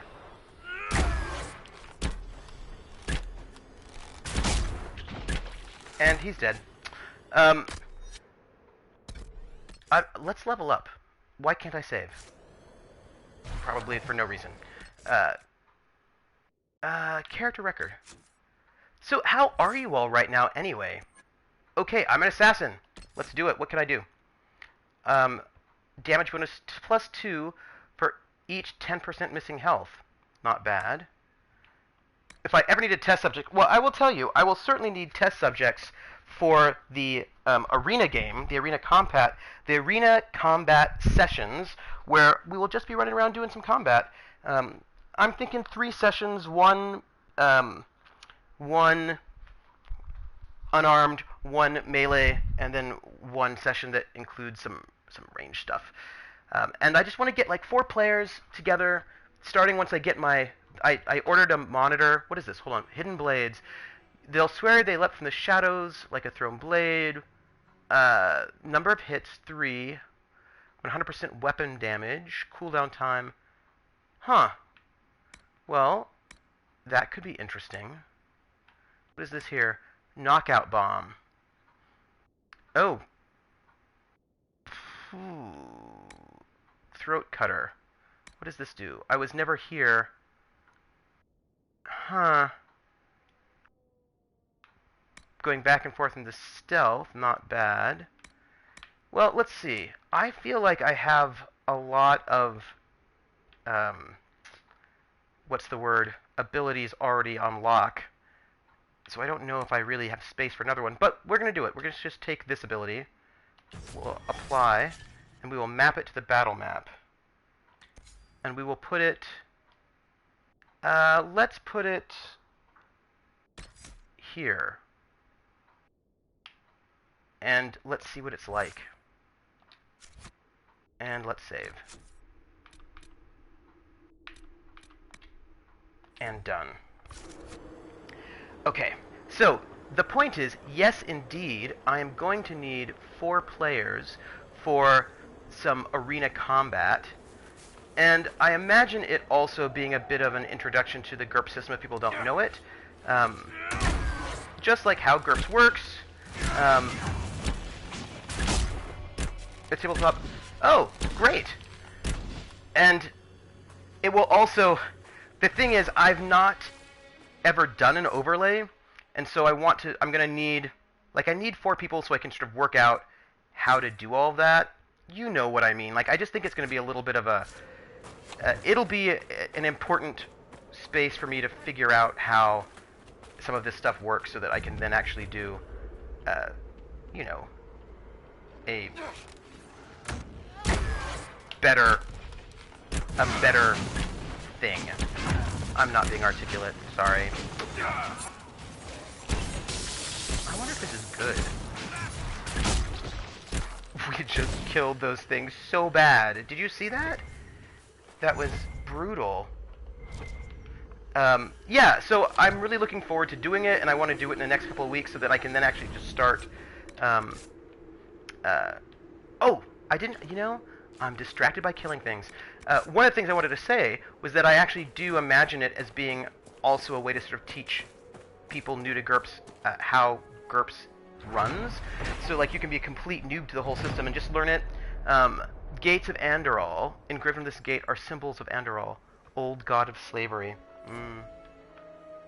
Let's open this. Let's open it. This door cannot... That's the grandmother of all locks. We're not getting in here. Well, there's got to be another way in, and we will find it. So we tried that. We tried that. We can't get in either of those ways. Let's try up and around. That will be our next goal. Up and around. Yeah, so I'm just excited to do it because I have to figure out how you take roll. First off, I want to try to figure out all the exciting details of Roll20. I've set up the initial arena map system, but I need to read up on the character sheets and, you know, just, you know, there's like random details that clearly need to be dealt with in some kind of a way. And I will do it, you know. Loot. And having 4 players who are willing to sort of sit there, meet up, and like have me figure out how to screen capture. I just think there's a lot of sort of randomness that's involved in that, and getting it all set up so that then I know how to do it, so that then I can run something more regular. And again, I think some of the things I'd be really interested in involve testing out some of these new systems that I've gotten. Like, I've got a bunch of different game systems, and I'd be interested in testing them out and seeing what they're like. But then also getting a cohort of players that I think would be really good. Ooh. There's still terrible gas everywhere. Quest map. I don't know if we can get in. I feel like the gas is still here. There are clearly things that we can... Well, maybe we can... Maybe we can make it through this way? It's bad for the environment. I think maybe we can make it... Maybe? Yeah, so oh! You know what I did not tell you all that you might find interesting? At least I'm really excited. This is great news. So I just mentioned that I ordered a second monitor and a larger desk so that I could sort of do this tabletop streaming. And the only reason why I felt comfortable doing that was turn around. Are you gonna kill me if I go further? Look, don't kill me. I just want to go up and around. I'm trying to find a place where I can do that. Oop. It's getting terrible. So, the news, right? This is the news. One of the reasons why I hadn't ordered anything yet was because I didn't know if I had to move. Because my bosses are somewhat vague about things, because I live on campus. But I just found out, to my joy, that while they'll be replacing windows in this dorm that I live in, I do not have to move this summer. So this is just excellent news, and since I don't have to move this summer, climb! Since I don't have to move this summer, that means I can go and get this new table. We're gonna have to keep going around. I can get a new table, and I can get a new second monitor, which means streaming is going to be off the chain. Everyone, it's going to be excellent. Gang, what the heck? So, I just want to get up on that ridge. Do you know what I mean? Like, I don't want a lot in life. What do you think that is? Do I know that thing that's over there? I don't know what that is. It looks really interesting. It also looks sort of bad. Let's save. There is something over there, and it's very interesting looking. But at the moment, all I want is to get up this ridge. There's got to be a way. Alright, let's go across. And let's see if we die. Let's see what's over there. I mean, there's something there. We're looking at it. It looks like it could be interesting. We will explore. I was talking to Kay Liebel, and she said that she would be interested. And so, I think that we should be able to get a good set of 4 who are interested in a purely combat arena, so trying out the system. There we go. One of the things I will say, I actually think that GURPS works really well for arenas because there are a lot of combat options that are... What in the heck is all this, everybody? We've just discovered something, and it looks threatening and creepy, and I don't even know what it is, but I'm really excited to find out.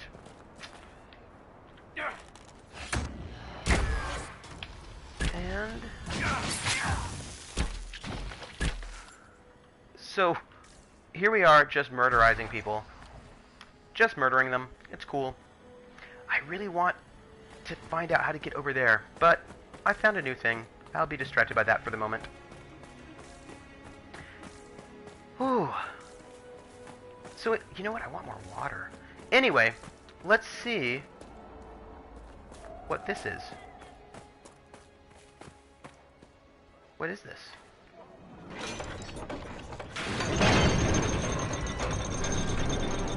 Hello.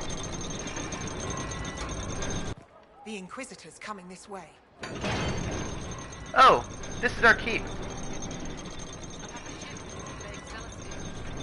Oh, this is our stuff. Let me look. Where are we? Oh, we made it all the way back over there. Crazy. Okay, not bad because actually we can. I've got everything you need for a quiet kill, Inquisitor. No refunds. Let's see.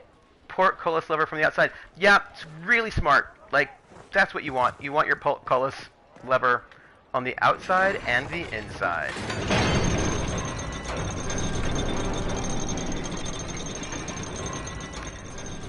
So here's the deal. I want to figure out how to get over there. And how to get up that ridge. See, there's this ridge right here. Well, let's head north as far as we can and see what that will get us, is my thought. I will say this about Dragon Age. It is good looking. This is a good looking game. I mean, look at those vistas. It's very nice. That's threatening and creepy. Who would do that? Do you think we should let's save? I was about to just decide to jump off, but I thought maybe I should save first. Nope. That was a bad idea. Don't do that. We just learned something. We learned, don't do that. So, no jumping off of there, because that's what, I don't really remember the game too well, but it could be a quest-locked area. You can't get there till you go there as part of a quest. It's entirely possible. By the way, when you see bodies on spikes, that's a sign, don't go there, just in case you were wondering.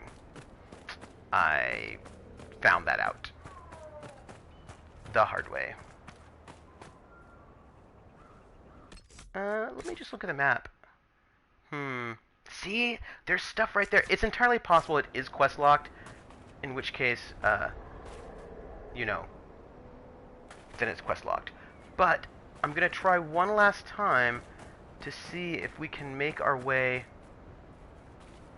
around and up onto that ridge, which is just right over there.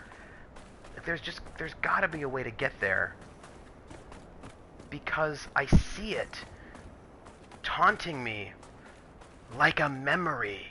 I'm just being ridiculous right now. This is what happens when you have allergies. Okay, so speaking of,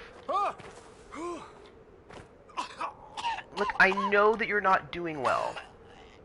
I realize that I'm making you go to, like, the coffee place.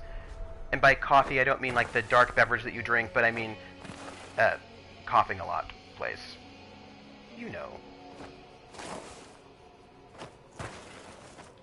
Ooh. See, don't you think that I should be able to climb up this rock? I really feel like... Ugh. Alright. We will try one more way. We'll keep trying. Because clearly there's something that they want me to have. The right way. You say that, but it clearly... My friends are dying, it looks like. But I did not tell them to walk over there. So bad. All my dead friends, dead and dying in the poisonous wastes. While I feel sort of guilty, like I'm some sort of bad Don Quixote that's like forcing my friends into... Oh, there's loot. Oh, loot. I will take loot. That's cool. Like I'm forcing my friends into really terrible bad spaces because this area is my my Moby Dick and I'm Ahab.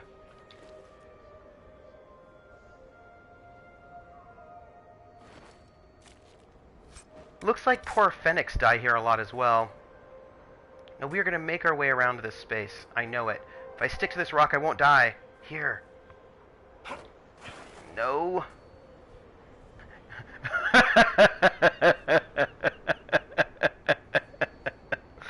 Jer.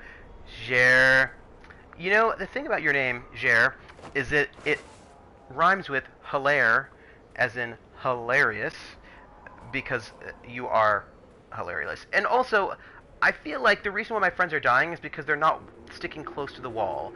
And if they're not going to stick close to the wall, that's really on them. Maybe it's on me, a little bit, for making them walk through, like, a death area.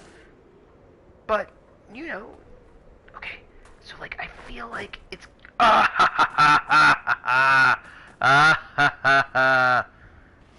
Did you just see there? Did you see? Did you see? Also, we have no health potions. We just made it up there, and I feel like the most superest superstar in the entire universe. I am so happy with my life right now. Why are you guys coughing? It's fine. It's fine. They're such drama queens. Let's, find some shards. One there. And one there. Got it. We'll come back to those shards later. My friends are dying. Ooh, shiny.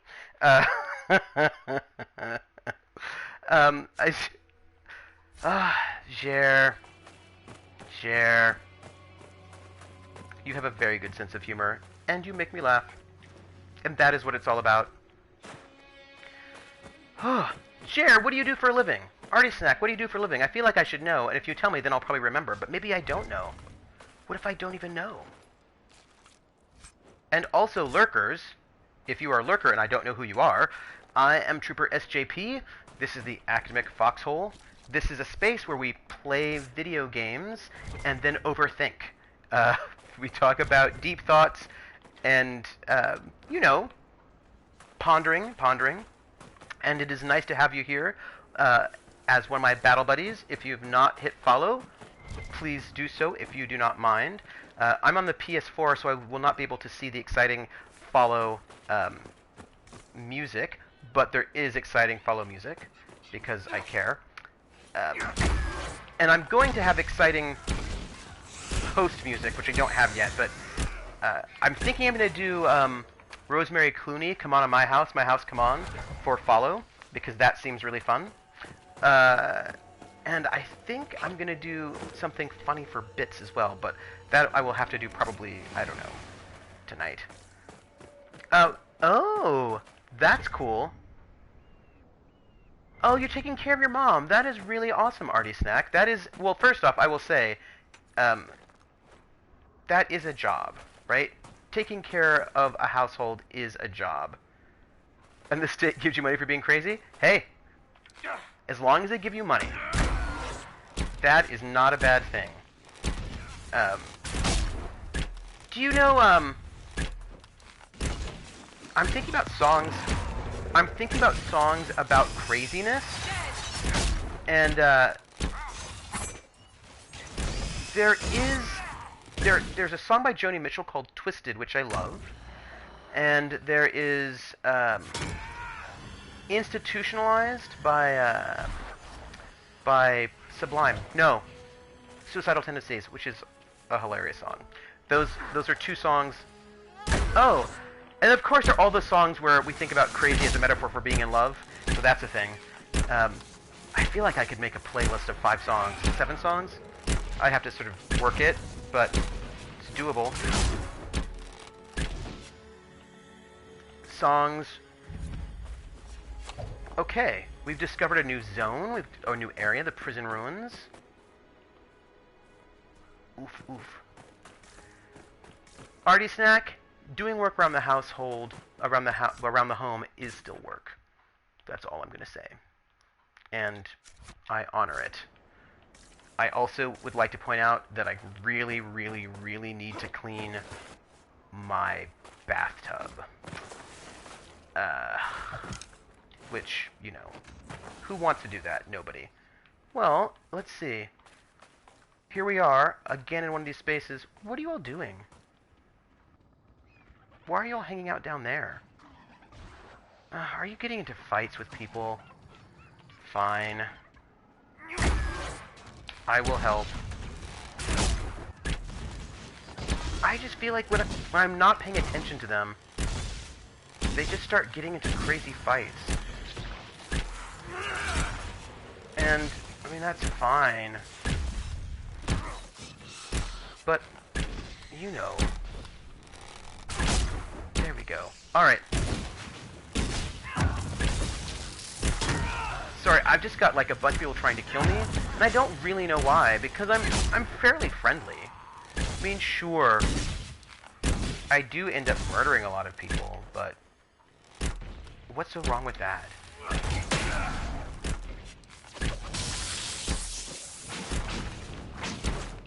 And a little murder never hurt anyone. Actually, that's not true. A little murder, it does actually often hurt people. The people being murdered. That's fair. Okay. Almost done. There we go. Okay, so this is this old prison road. The question is, what is it here for? Where will it take us? Thank you. I try to be nice for a murder hobo. I try to be a kind and considerate murder hobo as opposed to just a rude murder hobo. If you're gonna murder hobo, at least try to be polite about it. That's my thinking on the matter. I wish I could double jump But that's not even how physics work. Alright, so we're going to just do this, see if we can, because there's a thing there. I saw it. And, oops, loot. And I think that we might be able to, what's interesting, I will tell you, I felt so much accomplishment when I was able to get up that area. So I do appreciate that it does make me feel a sense of accomplishment for making it. Alright, so there's this tower. Right, there's this tower.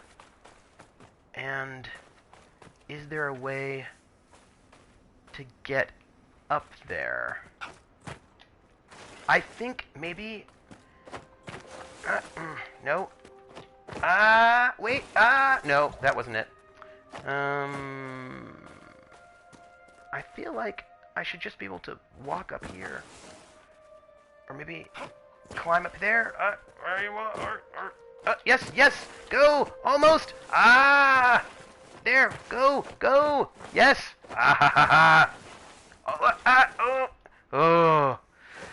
Did you see? I was so close. All right, we're gonna get it. We are going to climb up this thing and find our way to that tower, and it's gonna be so epic. And you all are gonna be proud of me, and you're gonna think that I am not a bizarrely fixated person who's fixated on really strange things. Okay, we just have to make it over there. That's it. And go! Ugh! Almost. Alright, one more time. One more time. Oop. I wonder why my friends are not hanging out with me. I wonder if they're just looking at me like, what is wrong with him? Why? Okay. Okay, here we go. Here we go. Jump! Yes!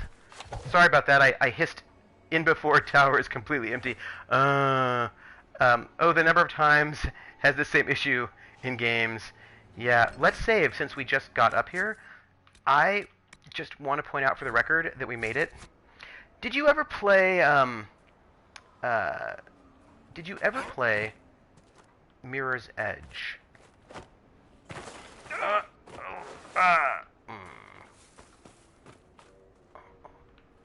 Because Mirror's Edge... Hold on a second, let me just go here.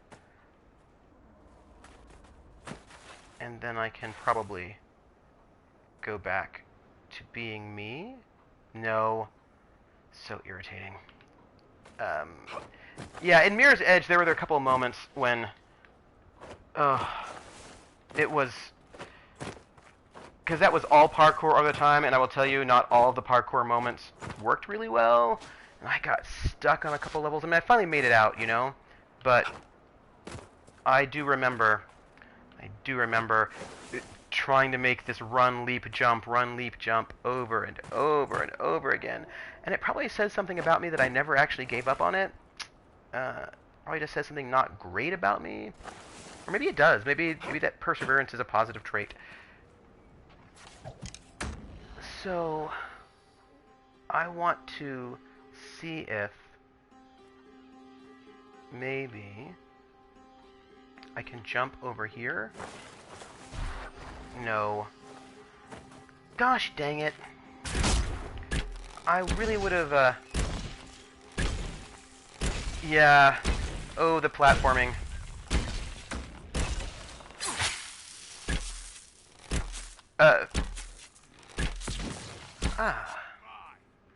You don't remember having witch problems. Ooh, loot. Loot? Oh, it's up there. Whatever. Don't care. I don't think we can get around. At least I'm not seeing a way. There's got to be another way to do it. And maybe you are right. That this is one of those things where you have to unlock something. That's entirely possible.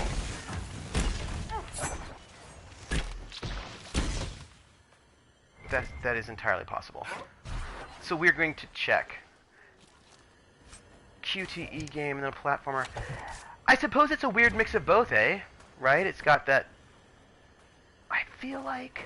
Do you know when you see a thing and you're like, this looks like steps, and I really should totally be able to climb up them, and then they won't let you? Yeah, a lot of QTEs, but there's a lot of platforming in that game, too. A lot. Well, I was so proud of myself finding this space, finding this road. Well, let's try, see if there's anything the other direction. Probably not. But maybe. Because, you know, this is a game of exploration, I suppose? Or it's a game that just allows me to indulge in my weirdness when it comes to finding things. Alright, so let's look at our map. Look, over here is stuff. There's stuff here. And we are locked. I think you're right. I think it's probably...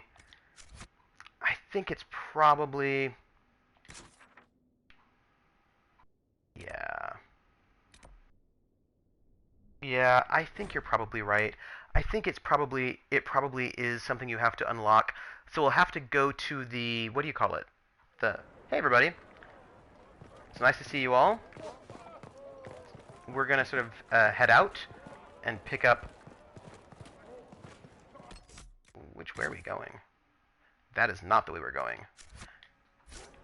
We're gonna just pick up some shards, see if there's an unlockable thing we can do, and it will be great.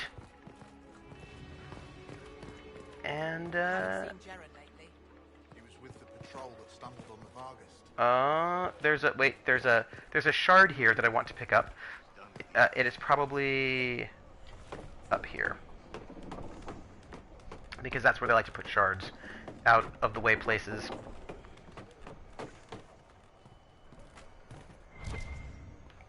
Coming back to platformers, again, I'm thinking about the fact that there are genres of games that sort of go in and out of popularity, and oh look, there it is. Let's see.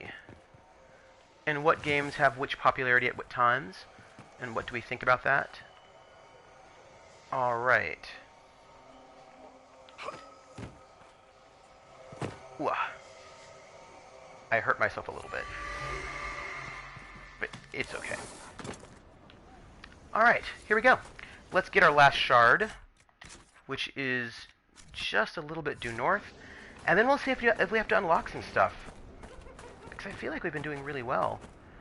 So yeah, I was thinking about sort of the ways in which stealth games sort of went away a bit. There was a time when you had, you know, Metal Gear and Splinter Cell and Hitman and Thief.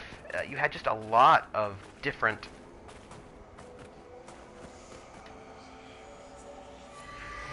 you had a lot of different stealth games running around, and now you don't have as many anymore. And actually, we're just going to go straight away to Skyhold and see if we can open up things with the war table. And I'm also going to turn on the lights, because it's getting dark, actually. And I'm going to get a soda, which I now have. So, what other games... Now, it's funny, right, because roguelikes were not at all popular for a while, but now they made a comeback.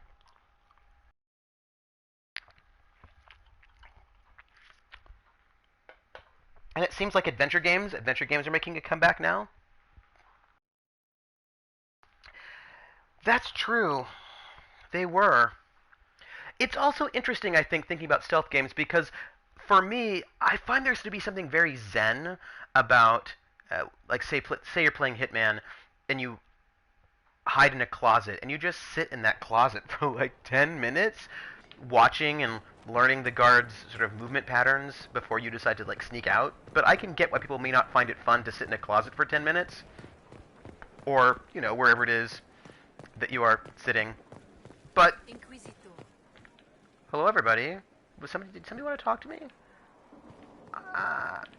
It's fine. We're just going to see if there are things on the war table we can use. I wonder if, because there always was something very, I don't know, something very zen about just sort of sitting and spying for a while. A lot of the stealth games have sort of added in a lot more action. Okay, I'm feeling like we've got things that we can maybe learn, I hope. Okay, what do we have here? Secure a source of water for the outpost, which we did. Inquisitor, our soldiers in the western approach located a suitable freshwater source. They faced some resistance from a particularly aggressive wyvern, but were able to subdue the threat and secure the area. I'm told that Lieutenant Core, in particular, should be commended for his quick response. As you can imagine, their success has raised morale among our followers in the western approach. That's very nice. But there are other things in here we should probably be looking at. What is this? Stop Venatori activity in the west. Completed. Deal with the angry VAR guests. Available. Translate the dragon text. Fair.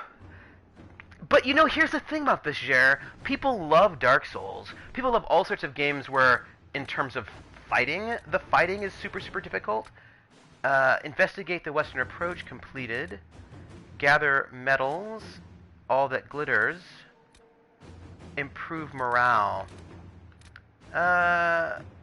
Find the source of the darkspawn.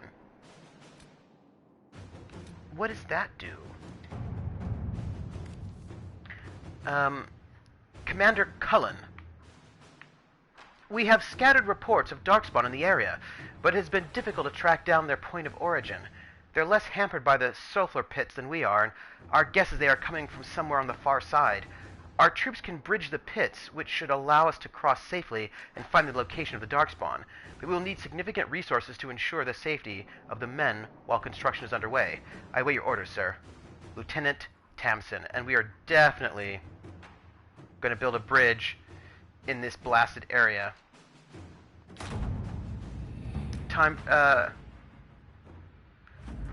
With most stealth, you would plot a long time, and one mistake would end you. Mostly time versus reward.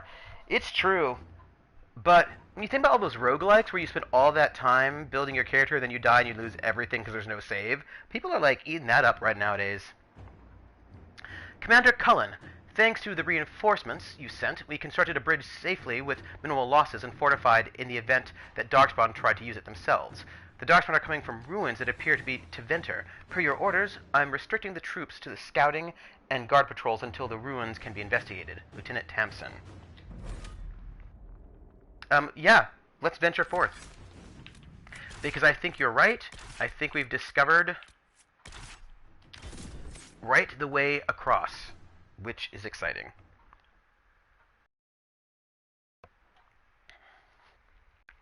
You know, I actually, the only roguelike I've ever played was, I think, like, what they call a roguelike would be, Dungeons of Dreadmore, which was fun, but there are people who are really into roguelikes who are like, oh, that's a baby roguelike, that's too easy.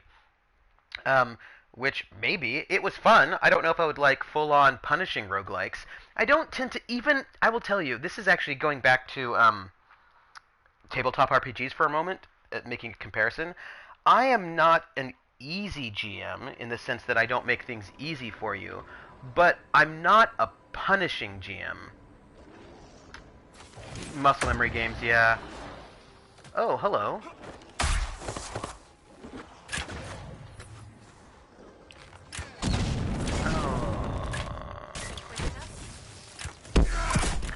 There are a lot of these creatures running around. They're rude, but they're also dead now. I think, by the way, I think we made it. Let's look at the map. Okay, I think I think we are going to do it. It is so exciting. That was my song. My song for you all. Yeah, so I mean, a Dungeon of Dreadmore, which I thought it was challenging, but in a way that it didn't make me feel too bad. It also wasn't so long that... Did somebody want something? No? It also wasn't so long of a game that if you died, then you felt miserable. Why are you attacking me?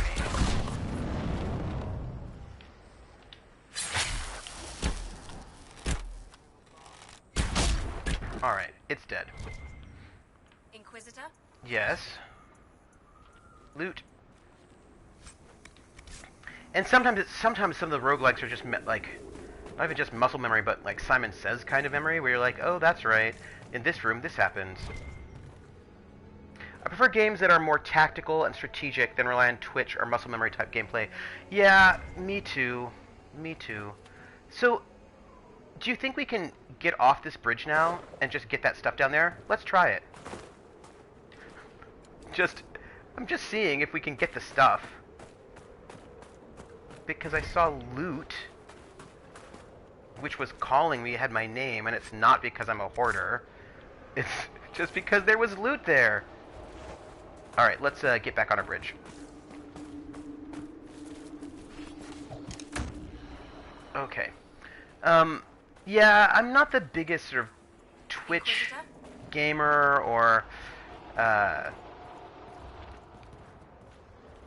Simon Says sorts of gamer. I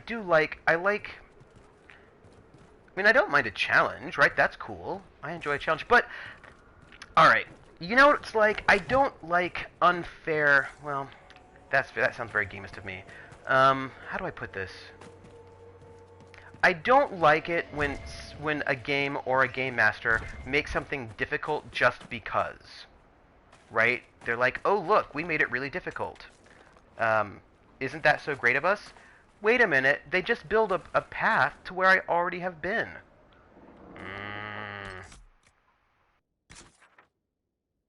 Well, you know what? I'm going to hope that if we go back the way we came, there'll be a means to get through it this time. That will be my hope. Yeah, so like I was playing Yeah, no, I don't like that. I don't like difficulty for the sake of difficulty. That has never struck me well, right? I mean, like, I don't like it.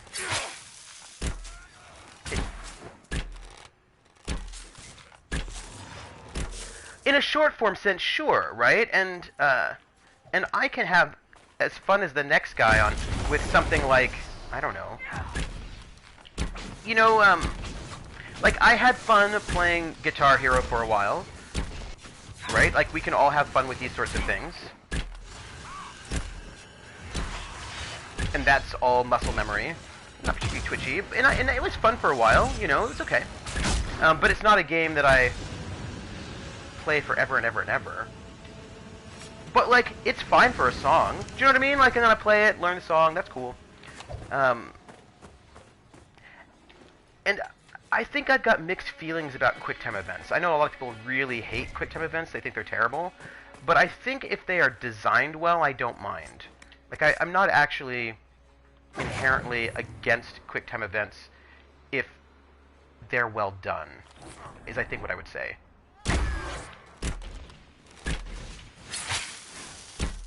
So well done QuickTime events, I'm happy with. There are a lot of creatures right now, and I'm going to have to kill them.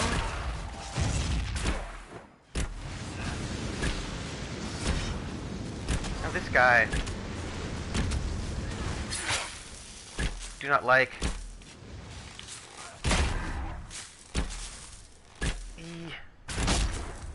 We'll get him. Oh, he keeps attacking Iron Bull, man. And he's got a lot of damage on him. That's, a little disconcerting. That's okay, we'll get him. Oh, 8:30. Oh, good to know, thank you. Because at 9, I gotta go. I'm excited to see if there's now some magical, mystical way to get through.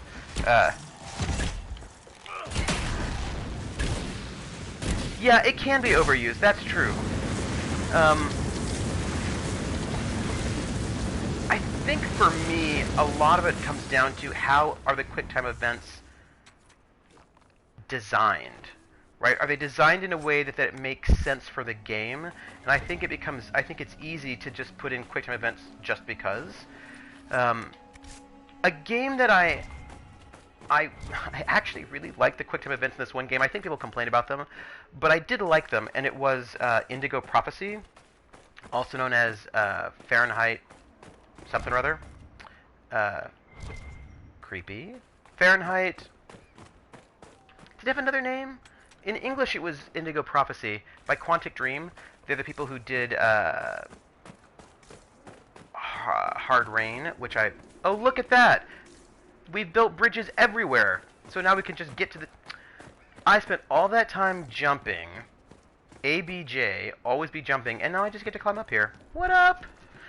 Anyway, in Indigo Prophecy, they always sort of ended up in a lot of really tense situations, and there was one where your character was beginning to hyperventilate and having a panic attack, and you had to sort of use the triggers in order to avoid freaking out, and it was really good. There were times when you had to, like when you're bouncing on a balance beam. What are these? Oh, these are probably all just ladders. When you're looking at a balance beam and you have to try to sort of keep yourself from falling one way or the other. And there's this one moment where it was just this one sort of quick time space. I will tell you, it was punishing. It was a lot of... It felt like the old... if you remember Track and Field, that sort of video game like that, it felt like that. But I will say the character that I was playing was completely exhausted, and then I was completely exhausted, and so I did appreciate the ways in which it made me as exhausted as the character was, and I thought that was kind of cool. But I do appreciate that a lot of people were like, "No, not having it." But I did appreciate it mainly because I think that they made sense and they felt organic to the game, and so then I didn't have a big problem with it. Although, I think poorly designed QuickTime events are the worst. Although, I don't know. What's worse, a poorly designed QuickTime, or like some gamer like, look, we're so hard that you've got to have like insane Twitch muscle memory and all of that, or else you'll never ever pass the game. Aren't we so cool? Like, I'm just not excited by that. I'm just not excited by it. Yeah. Yes, it did. It really did. And it used the dual stick so well, I thought. I thought it was really well done. I was impressed by them. So, here we are at some enemy camp. We've got a half hour. Maybe we can clear out this tower. And I feel really good about it. Gang, despite the fact that we did a bunch of heroic jumping and they just built stairs for us, I feel like we've done a lot of good so far. We fixed up Josephine's situation, and we're going to take this tower. Oh, we're going to do an astrarium. Folks, astrarium. Can I just say for the record, I know that we've all been here together going through this, but I really like this game.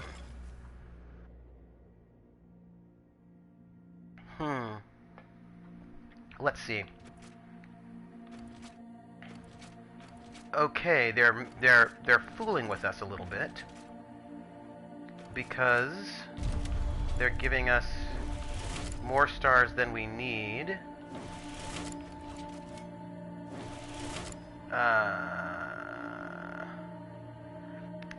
Any day there's an Asterium is a good day.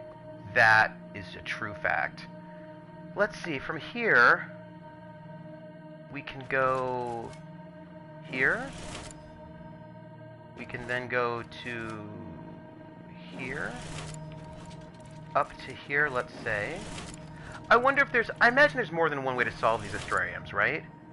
And then here, here, and here. Boom! We got it. Let's see. Who is this by?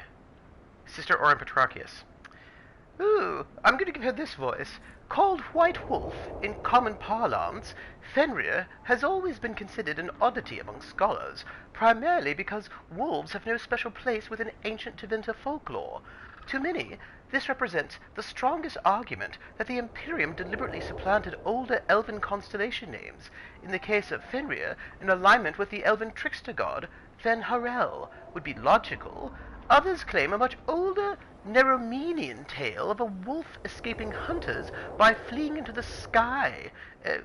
They claim it exists, but the legend's veracity has never been proven. From a study of Theodosian astronomy by Sister Orin Petrachius. Oh. Well. Something over there, eh? Hey, everyone. I just... by the way, I have not yet played Heavy Rain, the other game by Quantic Dream, because for the last generation I was on Xbox, so I had a 360 and that was an exclusive to the PS3. But now that I have a PS4, I can actually play this game, and maybe I will even stream it. I feel like that might be a good game for streaming. Maybe. I don't know. Maybe it won't be. Hey, I don't mind streaming old games. That's cool with me.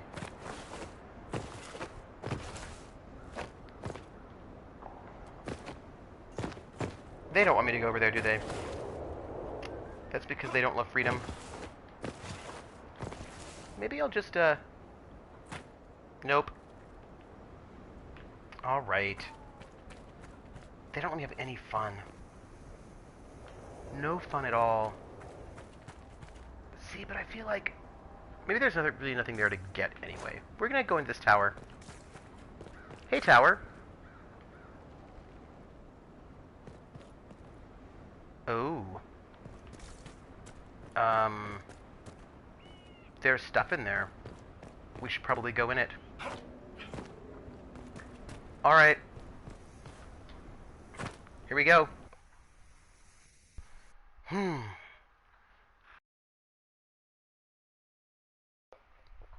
So anyway, I want you all to know it is a good day for all of us here. I'm excited about it. I'm so behind on television. I don't know. I really want to sort of catch up on Bates Motel. That was a really good show, and I'm like a season and a half behind. But how is the Fabulous Friday Friends stream with Trooper? Crit Witch! Crit Witch, two things that I need to tell you, and they're really, really personal. Stay on guard. They're not personal. One, your name is Crit Witch, which reminds me of a sandwich, but it actually reminds me of an ice cream sandwich. I don't know why. Yes, streaming has just ruined all of my, streaming has ruined all of my TV watching time. The Western Approach, North Exit. Crit Witch. Yeah, so Crit Witch, for some reason... Oh, I think it's because I know why I think about ice cream sandwiches. Yeah, that's another one. See, here's the thing. I actually got... Where is it? They put out for the PS4 a Heavy Rain and Beyond Two Souls collection, and I got it. And so I now have it, which means I can stream it on the PS4. So, for all disclosure, we may just be playing some Quantic Dream on the PS4 when I finish Dragon Age Inquisition. Although I should probably play Andromeda. Oh, hi. I need to back out of there. Ice Cream Witch could be a good witch. Fair. See, here, now I know why, Crit Witch, why I think about ice cream sandwiches when I think about you. I'm guessing there's more. It's because you're so sweet. Have the run of this place. Good. I'm just getting warmed up. The reason why I think about ice cream sandwiches is because there's an ice cream sandwich called a chipwich. And chipwich is really close to critwich. And so, you remind me of a very delicious ice cream sandwich, because a chipwich is delicious. It's two chocolate chip cookies in between vanilla ice cream, and it's really good. So whenever I see you, Critwitch, know that I'm thinking about delicious ice cream sandwiches, and so therefore I always have good thoughts. Sweet. No, pun intended. Take it. What else did I want to tell you? Oh, so Critwitch, these are all the things that are happening on this amazing Friday, because there's a lot of really great news that has all sort of happened all at the same space, and it is this. One, good news, I found out that I don't have to move this summer. They're not going to do any kind of renovations that will cause me to leave my apartment. You need to steal that tunnel. Arty snacks and ice cream snacks. Ooh. Wait a minute. Are you implying that I think about snacks? Maybe I do. Right, so here's the thing. Since I'm not moving this summer, I'm not being forced to move, what does that mean? What that meant is that once I found out, I went and I ordered an Asus second monitor, because somebody had linked to them in one of the Discords. And so I ordered a desk and a second monitor. Excellent. Anyway, I imagine there are a million more still underground. The tunnel was open from the outside. Someone was digging here. You know, maybe I do get hungry for snacks while I'm streaming. Is there some kind of Ger snack I could think about? I'm gonna find snacks for everybody. Right, so I ordered a second monitor, and I ordered a larger desk than the really bad, inappropriate desk I've had. Like, it's such a bad desk. I got it like at Target for $20. It's not a good desk at all. And so I ordered those two things so that my streaming can be better, and this means that I will be able to run some tabletop games, I think, pretty soon on a Friday. And so and I was up way late. I was up until 7 o'clock in the morning last night, inappropriately working on overlays for the game and thinking about fonts and all that. So that was not good. But oh, you are not snacks for me, unless that's a positive thing, in which case you're snacks for the world? I don't know if that makes any sense at all, or if that even sounds good. Being snacks for the world? I don't know.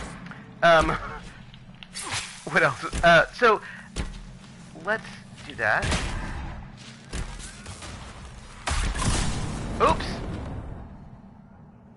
Oops, I fell off the wall. Awkward. There's a lot of fire going on over there. So I've got new second monitor coming in the mail, new desk coming in the mail.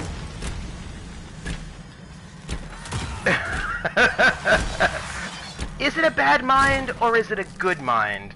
This is what I'm saying. It could be actually the best mind. So those...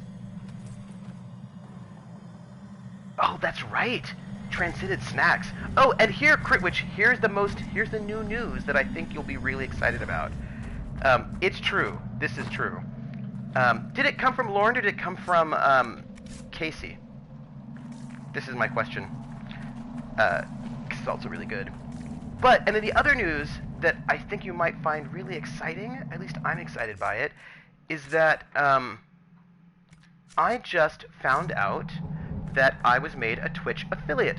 So I am now a Twitch affiliate because we've got our 50 subscribers.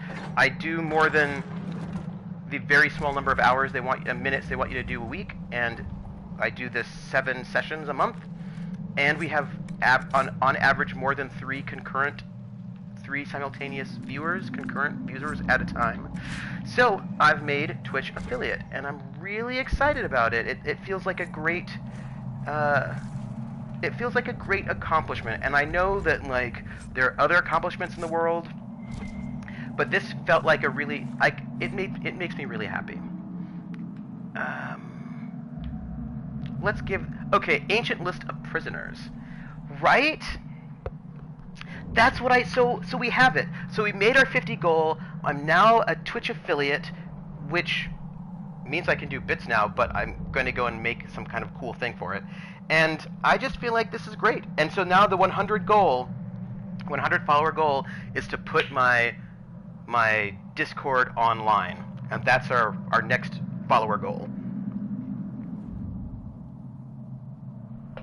Is it already there? Oh. Well, but I haven't made my bits music, right? Like I want to do the little bits alert thing where when you do the bits, some cool thing happens. And I already have an idea of what I want because I did We're in the Money. I did We're in the Money for donations. Somebody's watching me for following, and I've got an idea now for hosting and for bits. And so I've got to go and scour the YouTube to find the right things. I have weird songs in my mind for all of these things, and so I'm really excited about the idea of what will be the bits song. It's going to be good. It's going to be really good. It's going to be weird, and I'm going to love it. So that's really great. This crumbling parchment predates the Second Blight. Emil Valen, thievery. Iunia Talvis, inciting dissidents to be kept in isolation. Gallant, property of House Laris. Conspiring to commit treason, given over for further interrogation. Siscara Atrius, concealing a fugitive within full knowledge of his crimes. Quintin Navar, public indecency, sentencing of all criminals to commence 3 days hence upon the return of the Praetor. Hey, Ice Bunny, how are you? It is nice to see you. So, the Tevinter Imperium is clearly ancient Rome, right? This is where we're going with this. They are clearly ancient Rome. If we're thinking about, right, what are these various... Do you think they're the Holy Roman Empire, or do you think they're like ancient Rome and they're in their height and in their most decadent? Questions to ponder.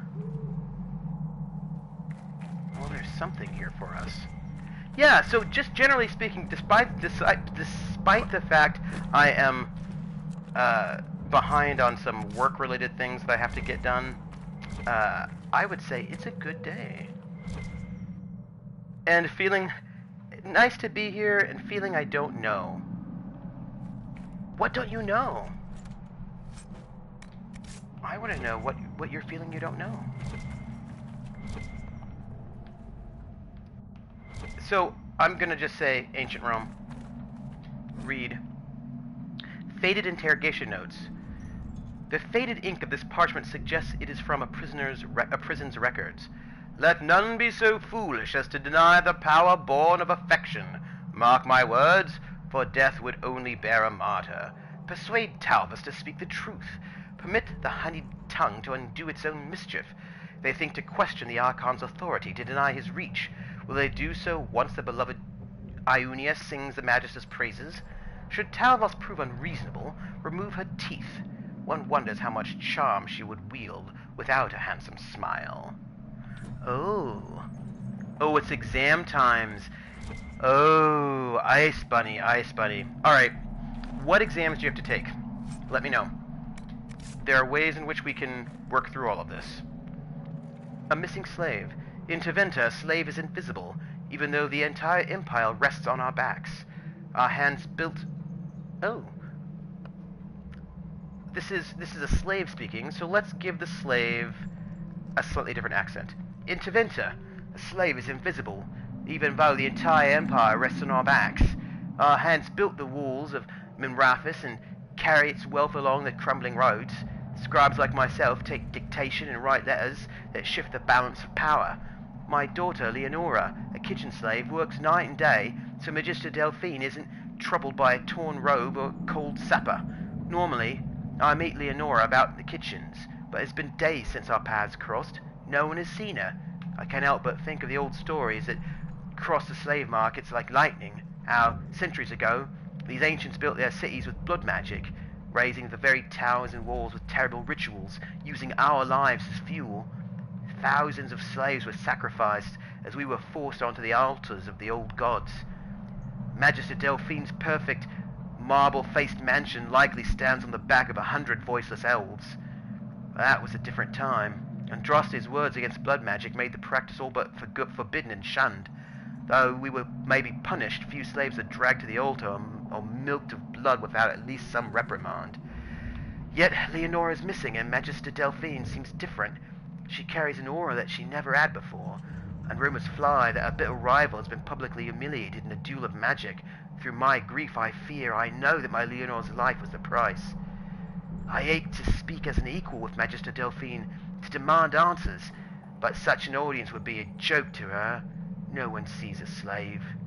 Written in secret by slave scribe Solvarin Bran, 865 Blessed. Mediation teaching project will work out, but visual culture in August will be hell. When does your semester end, my friend? That is what I want to know. I feel like... Yeah, when does your semester end? There's gotta be, you know, an end to that at some point. Oh. Let's...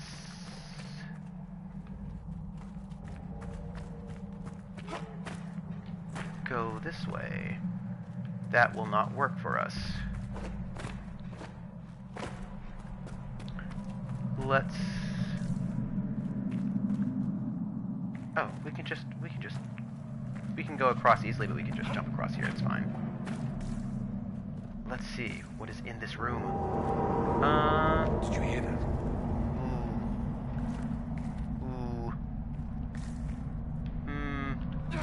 They're undead. It's awkward. It ended, but the prof didn't let me pass with my tiny paper, so I have a visual culture exam as re-exam. Oh.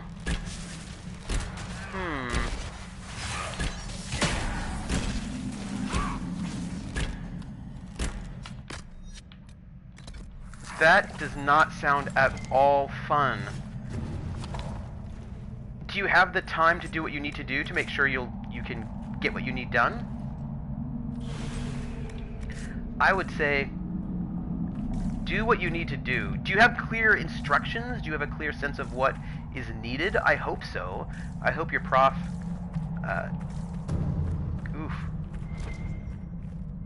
gave you a clear sense of what the expectations are, at least. There's something really... Ooh, a prison key. A crumpled note. There was nothing to indicate this place was built over an old Deep Roads entrance.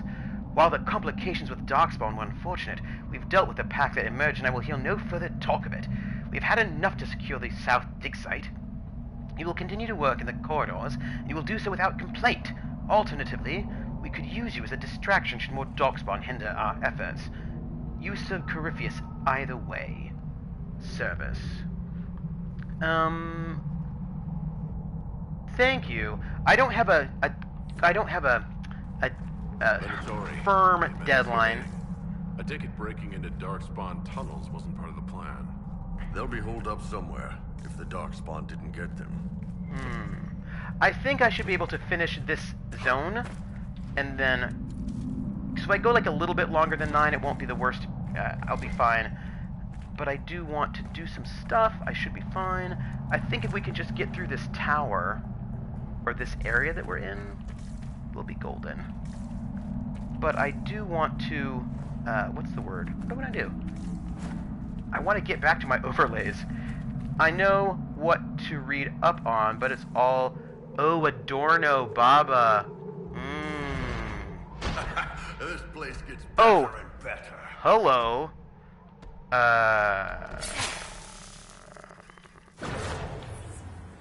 Okay, there's a huge giant.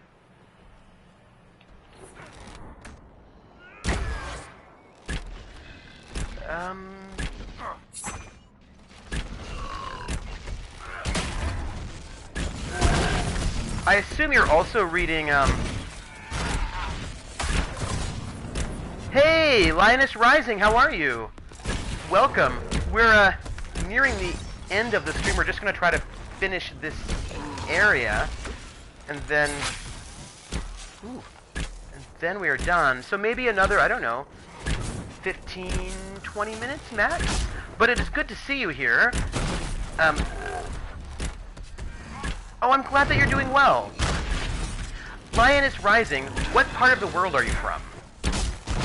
I am curious. Because here's the cool thing. We've got people from all over who hang out with us, and I love that. That is really amazing. We need to destroy this giant. He's doing a lot of damage. Into the old stuff from Plato to Kant, and visual culture has nothing to do with art history. Well, there's a lot that falls under visual culture, you know?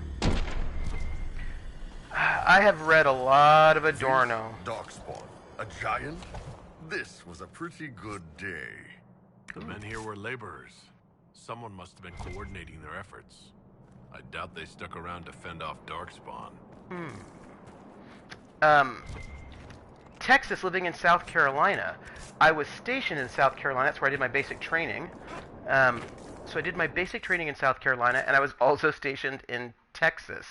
We're going to do a quick loop before we get to this door to see if there's anything to loot. I was stationed in San Angelo, Texas for training, and Venatory Plans. Oh, Cerberus. Cerberus is our creepy guy. We have to give the creepy voice. You do well to muzzle your doubt. Our information was passed down to Lucanus from Corypheus' most trusted servants. Be grateful you were chosen to come at all. Think of the power locked in these wastes. We need only to find it. Once liberated, we shall never rely on the tinctures of lyrium or crude bloodwork again. Is that not worth any risk, to become a little godlike ourselves? Tell me the thought holds no appeal. We must exhaust every lead, however faint it may be. To do less is to dishonor him. I must check our progress at Echoback Fort. I expect a full progress report upon my return.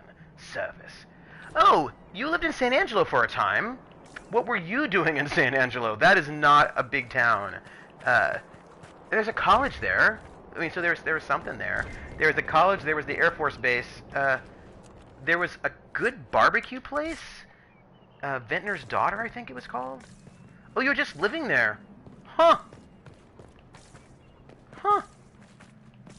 What did you do? Oh, that's cool.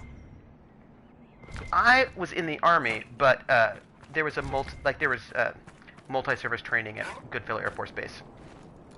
And it was there was great barbecue. It was a small town, and when I was there was not a lot of stuff to do, I will tell you. I hope this will be okay. But I feel like there might be bad things. Well, we didn't look at everything, but we can check out that and see what we get on this side, and maybe come back in the other way. Oh yeah, I was saying that I've read a lot of Adorno, and I think he's really smart at some things, but what a stick in the mud. I mean, he just seems to not like anything fun at all. He's just so negative. He's such a negative Nancy, and I get it. Like, I get why he's a negative person. He lived in Germany in the 1930s. I get it, right? But, man, he doesn't like anything in popular culture, and he doesn't... Like, I just don't think he sees that the things that he likes are still part of the same system, so I don't know what you're going to do with all of that. Really? All of your children are in the military? Yeah. Hey! We're going to set up camp here. This is great. Inquisitor. Hey! Awesome! This is wonderful. So all of your kids in the military, that is really cool. Are they all in, he was there during junior high and part of freshman year. I liked it there then, but I hear a lot of gangs moved in, which is weird. That is weird. What would gangs do in San Angelo?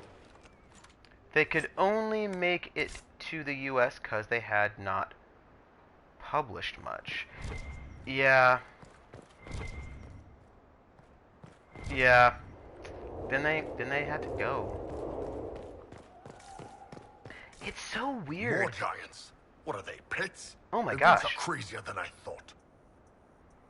I think, only 3 currently active. Adorno and Horkheimer.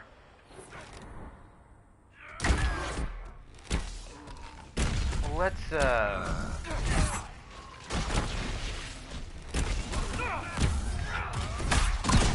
let's try to... Oh, there are all sorts of things running around here. This could be a little unfortunate. Oh, hold on. Let's pause here for a moment.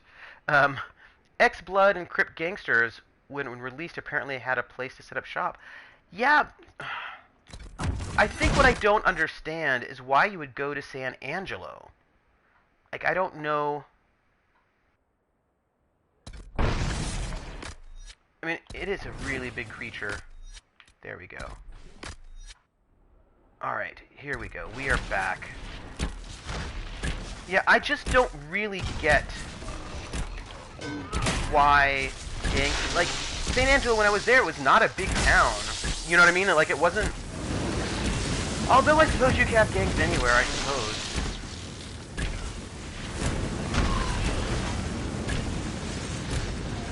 That is...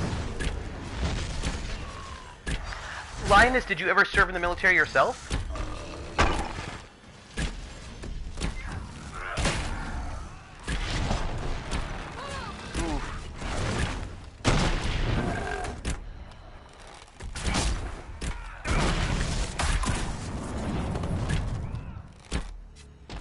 Ooh.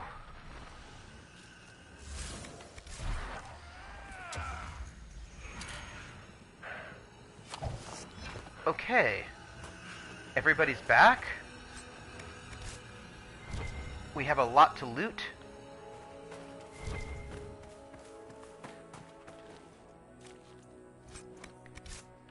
Linus, I don't think I asked which... I think I did, but maybe I didn't. Which services did were your children in? Were they all in the Air Force? Were they in a mix of things? Did you have any Coast Guard? Because the Coast Guard is very hardcore. Yeah, I think so.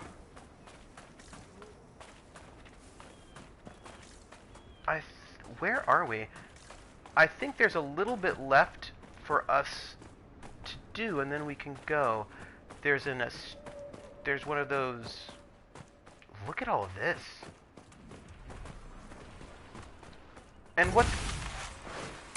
Are friends of mine fighting? No, you're not fighting. There's nothing here to fight. Relax.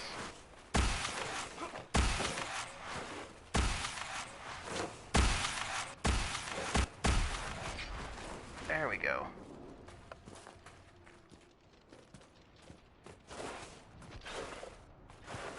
There's a lot of stuff here. Well, luckily we've come up with a new... We have a new... What's the word? Oh, there's a rift. That's what all that was. Huh. Wow. That's pretty impressive, Linus Rising. That is pretty impressive indeed. Woo! Oh, wait a minute. Ah! I can just, I like it when you could sort of cheat a little bit. 1 Air Force, 1 Marine, the rest Army. That is impressive. That is impressive. What's, where in Texas? And also where in South Carolina?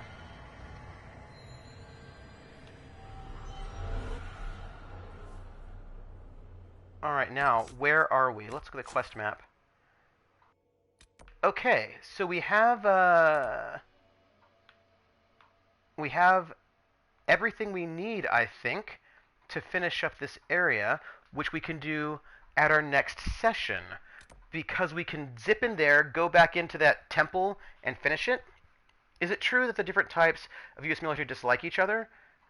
Fort Worth and Sumter. It depends. There are different sorts of rivalries that sort of do different things. Let's travel to... No. Cancel. World map. So, for example, I like to make fun of other services, but I don't really have anything against them.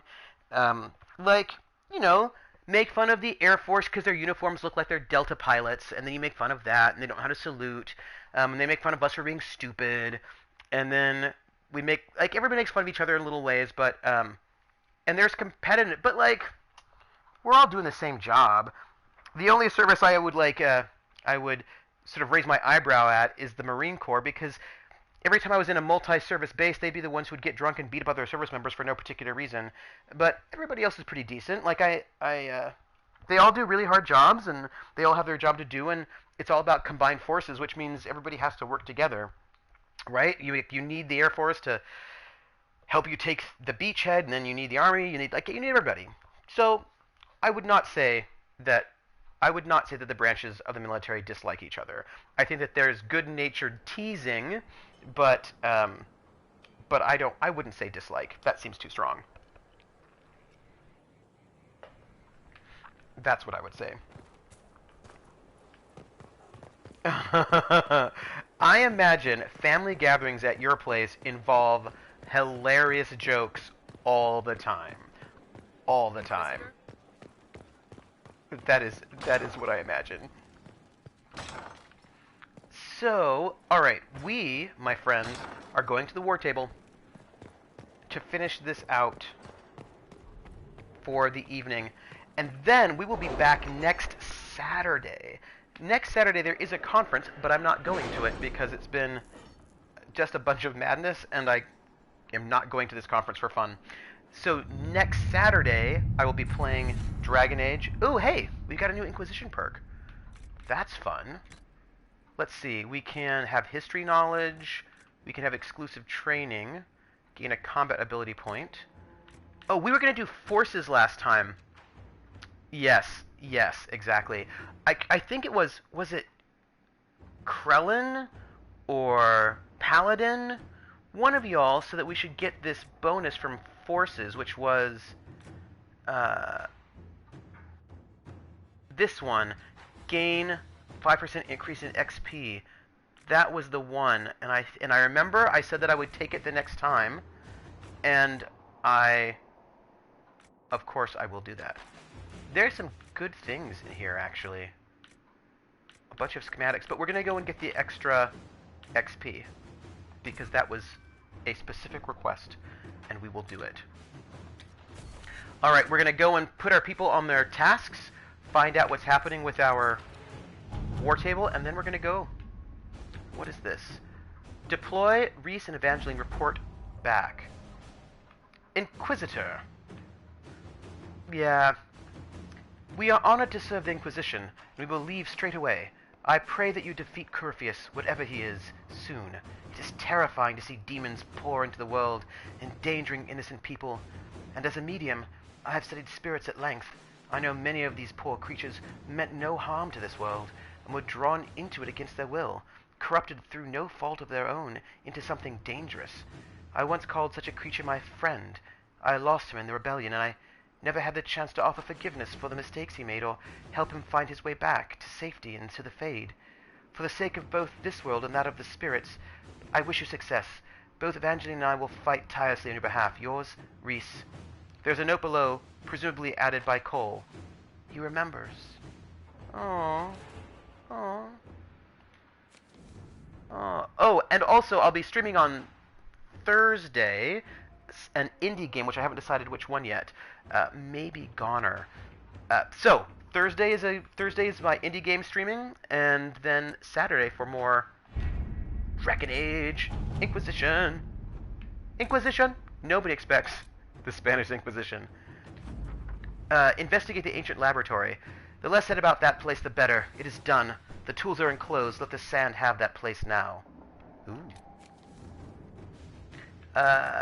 Let's send them off on their way to... what is improving morale? Commander, our work continues in the approach.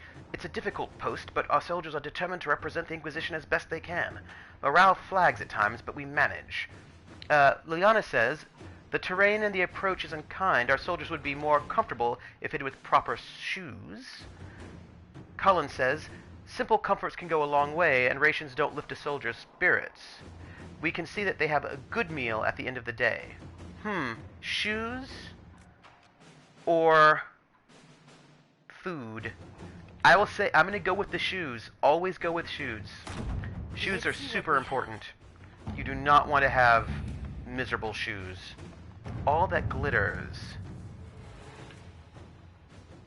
Inquisitor, we've received reports of an abandoned gold mine in the hills south of Griffin Wing Keep. According to the locals, the mine's still capable of producing. It was abandoned only because the threat of darkspawn attack made the operation unfeasible. Should we dispatch soldiers to secure the place and guard any wagons that make their way up to the keep, it should add considerably to our income for the future. And yes, we will send him off to do it.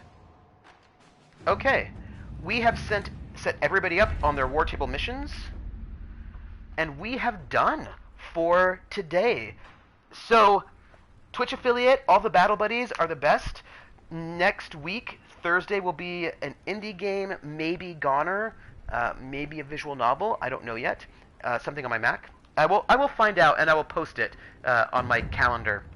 I have to do a little bit of investigation, but hopefully I'll post it, today or tomorrow. And then on Saturday, next Saturday, not tomorrow, because tomorrow I cannot stream, because it's graduation weekend. So not tomorrow, but Saturday in a week, I will stream Dragon Age Inquisition again. So, I want to thank everyone.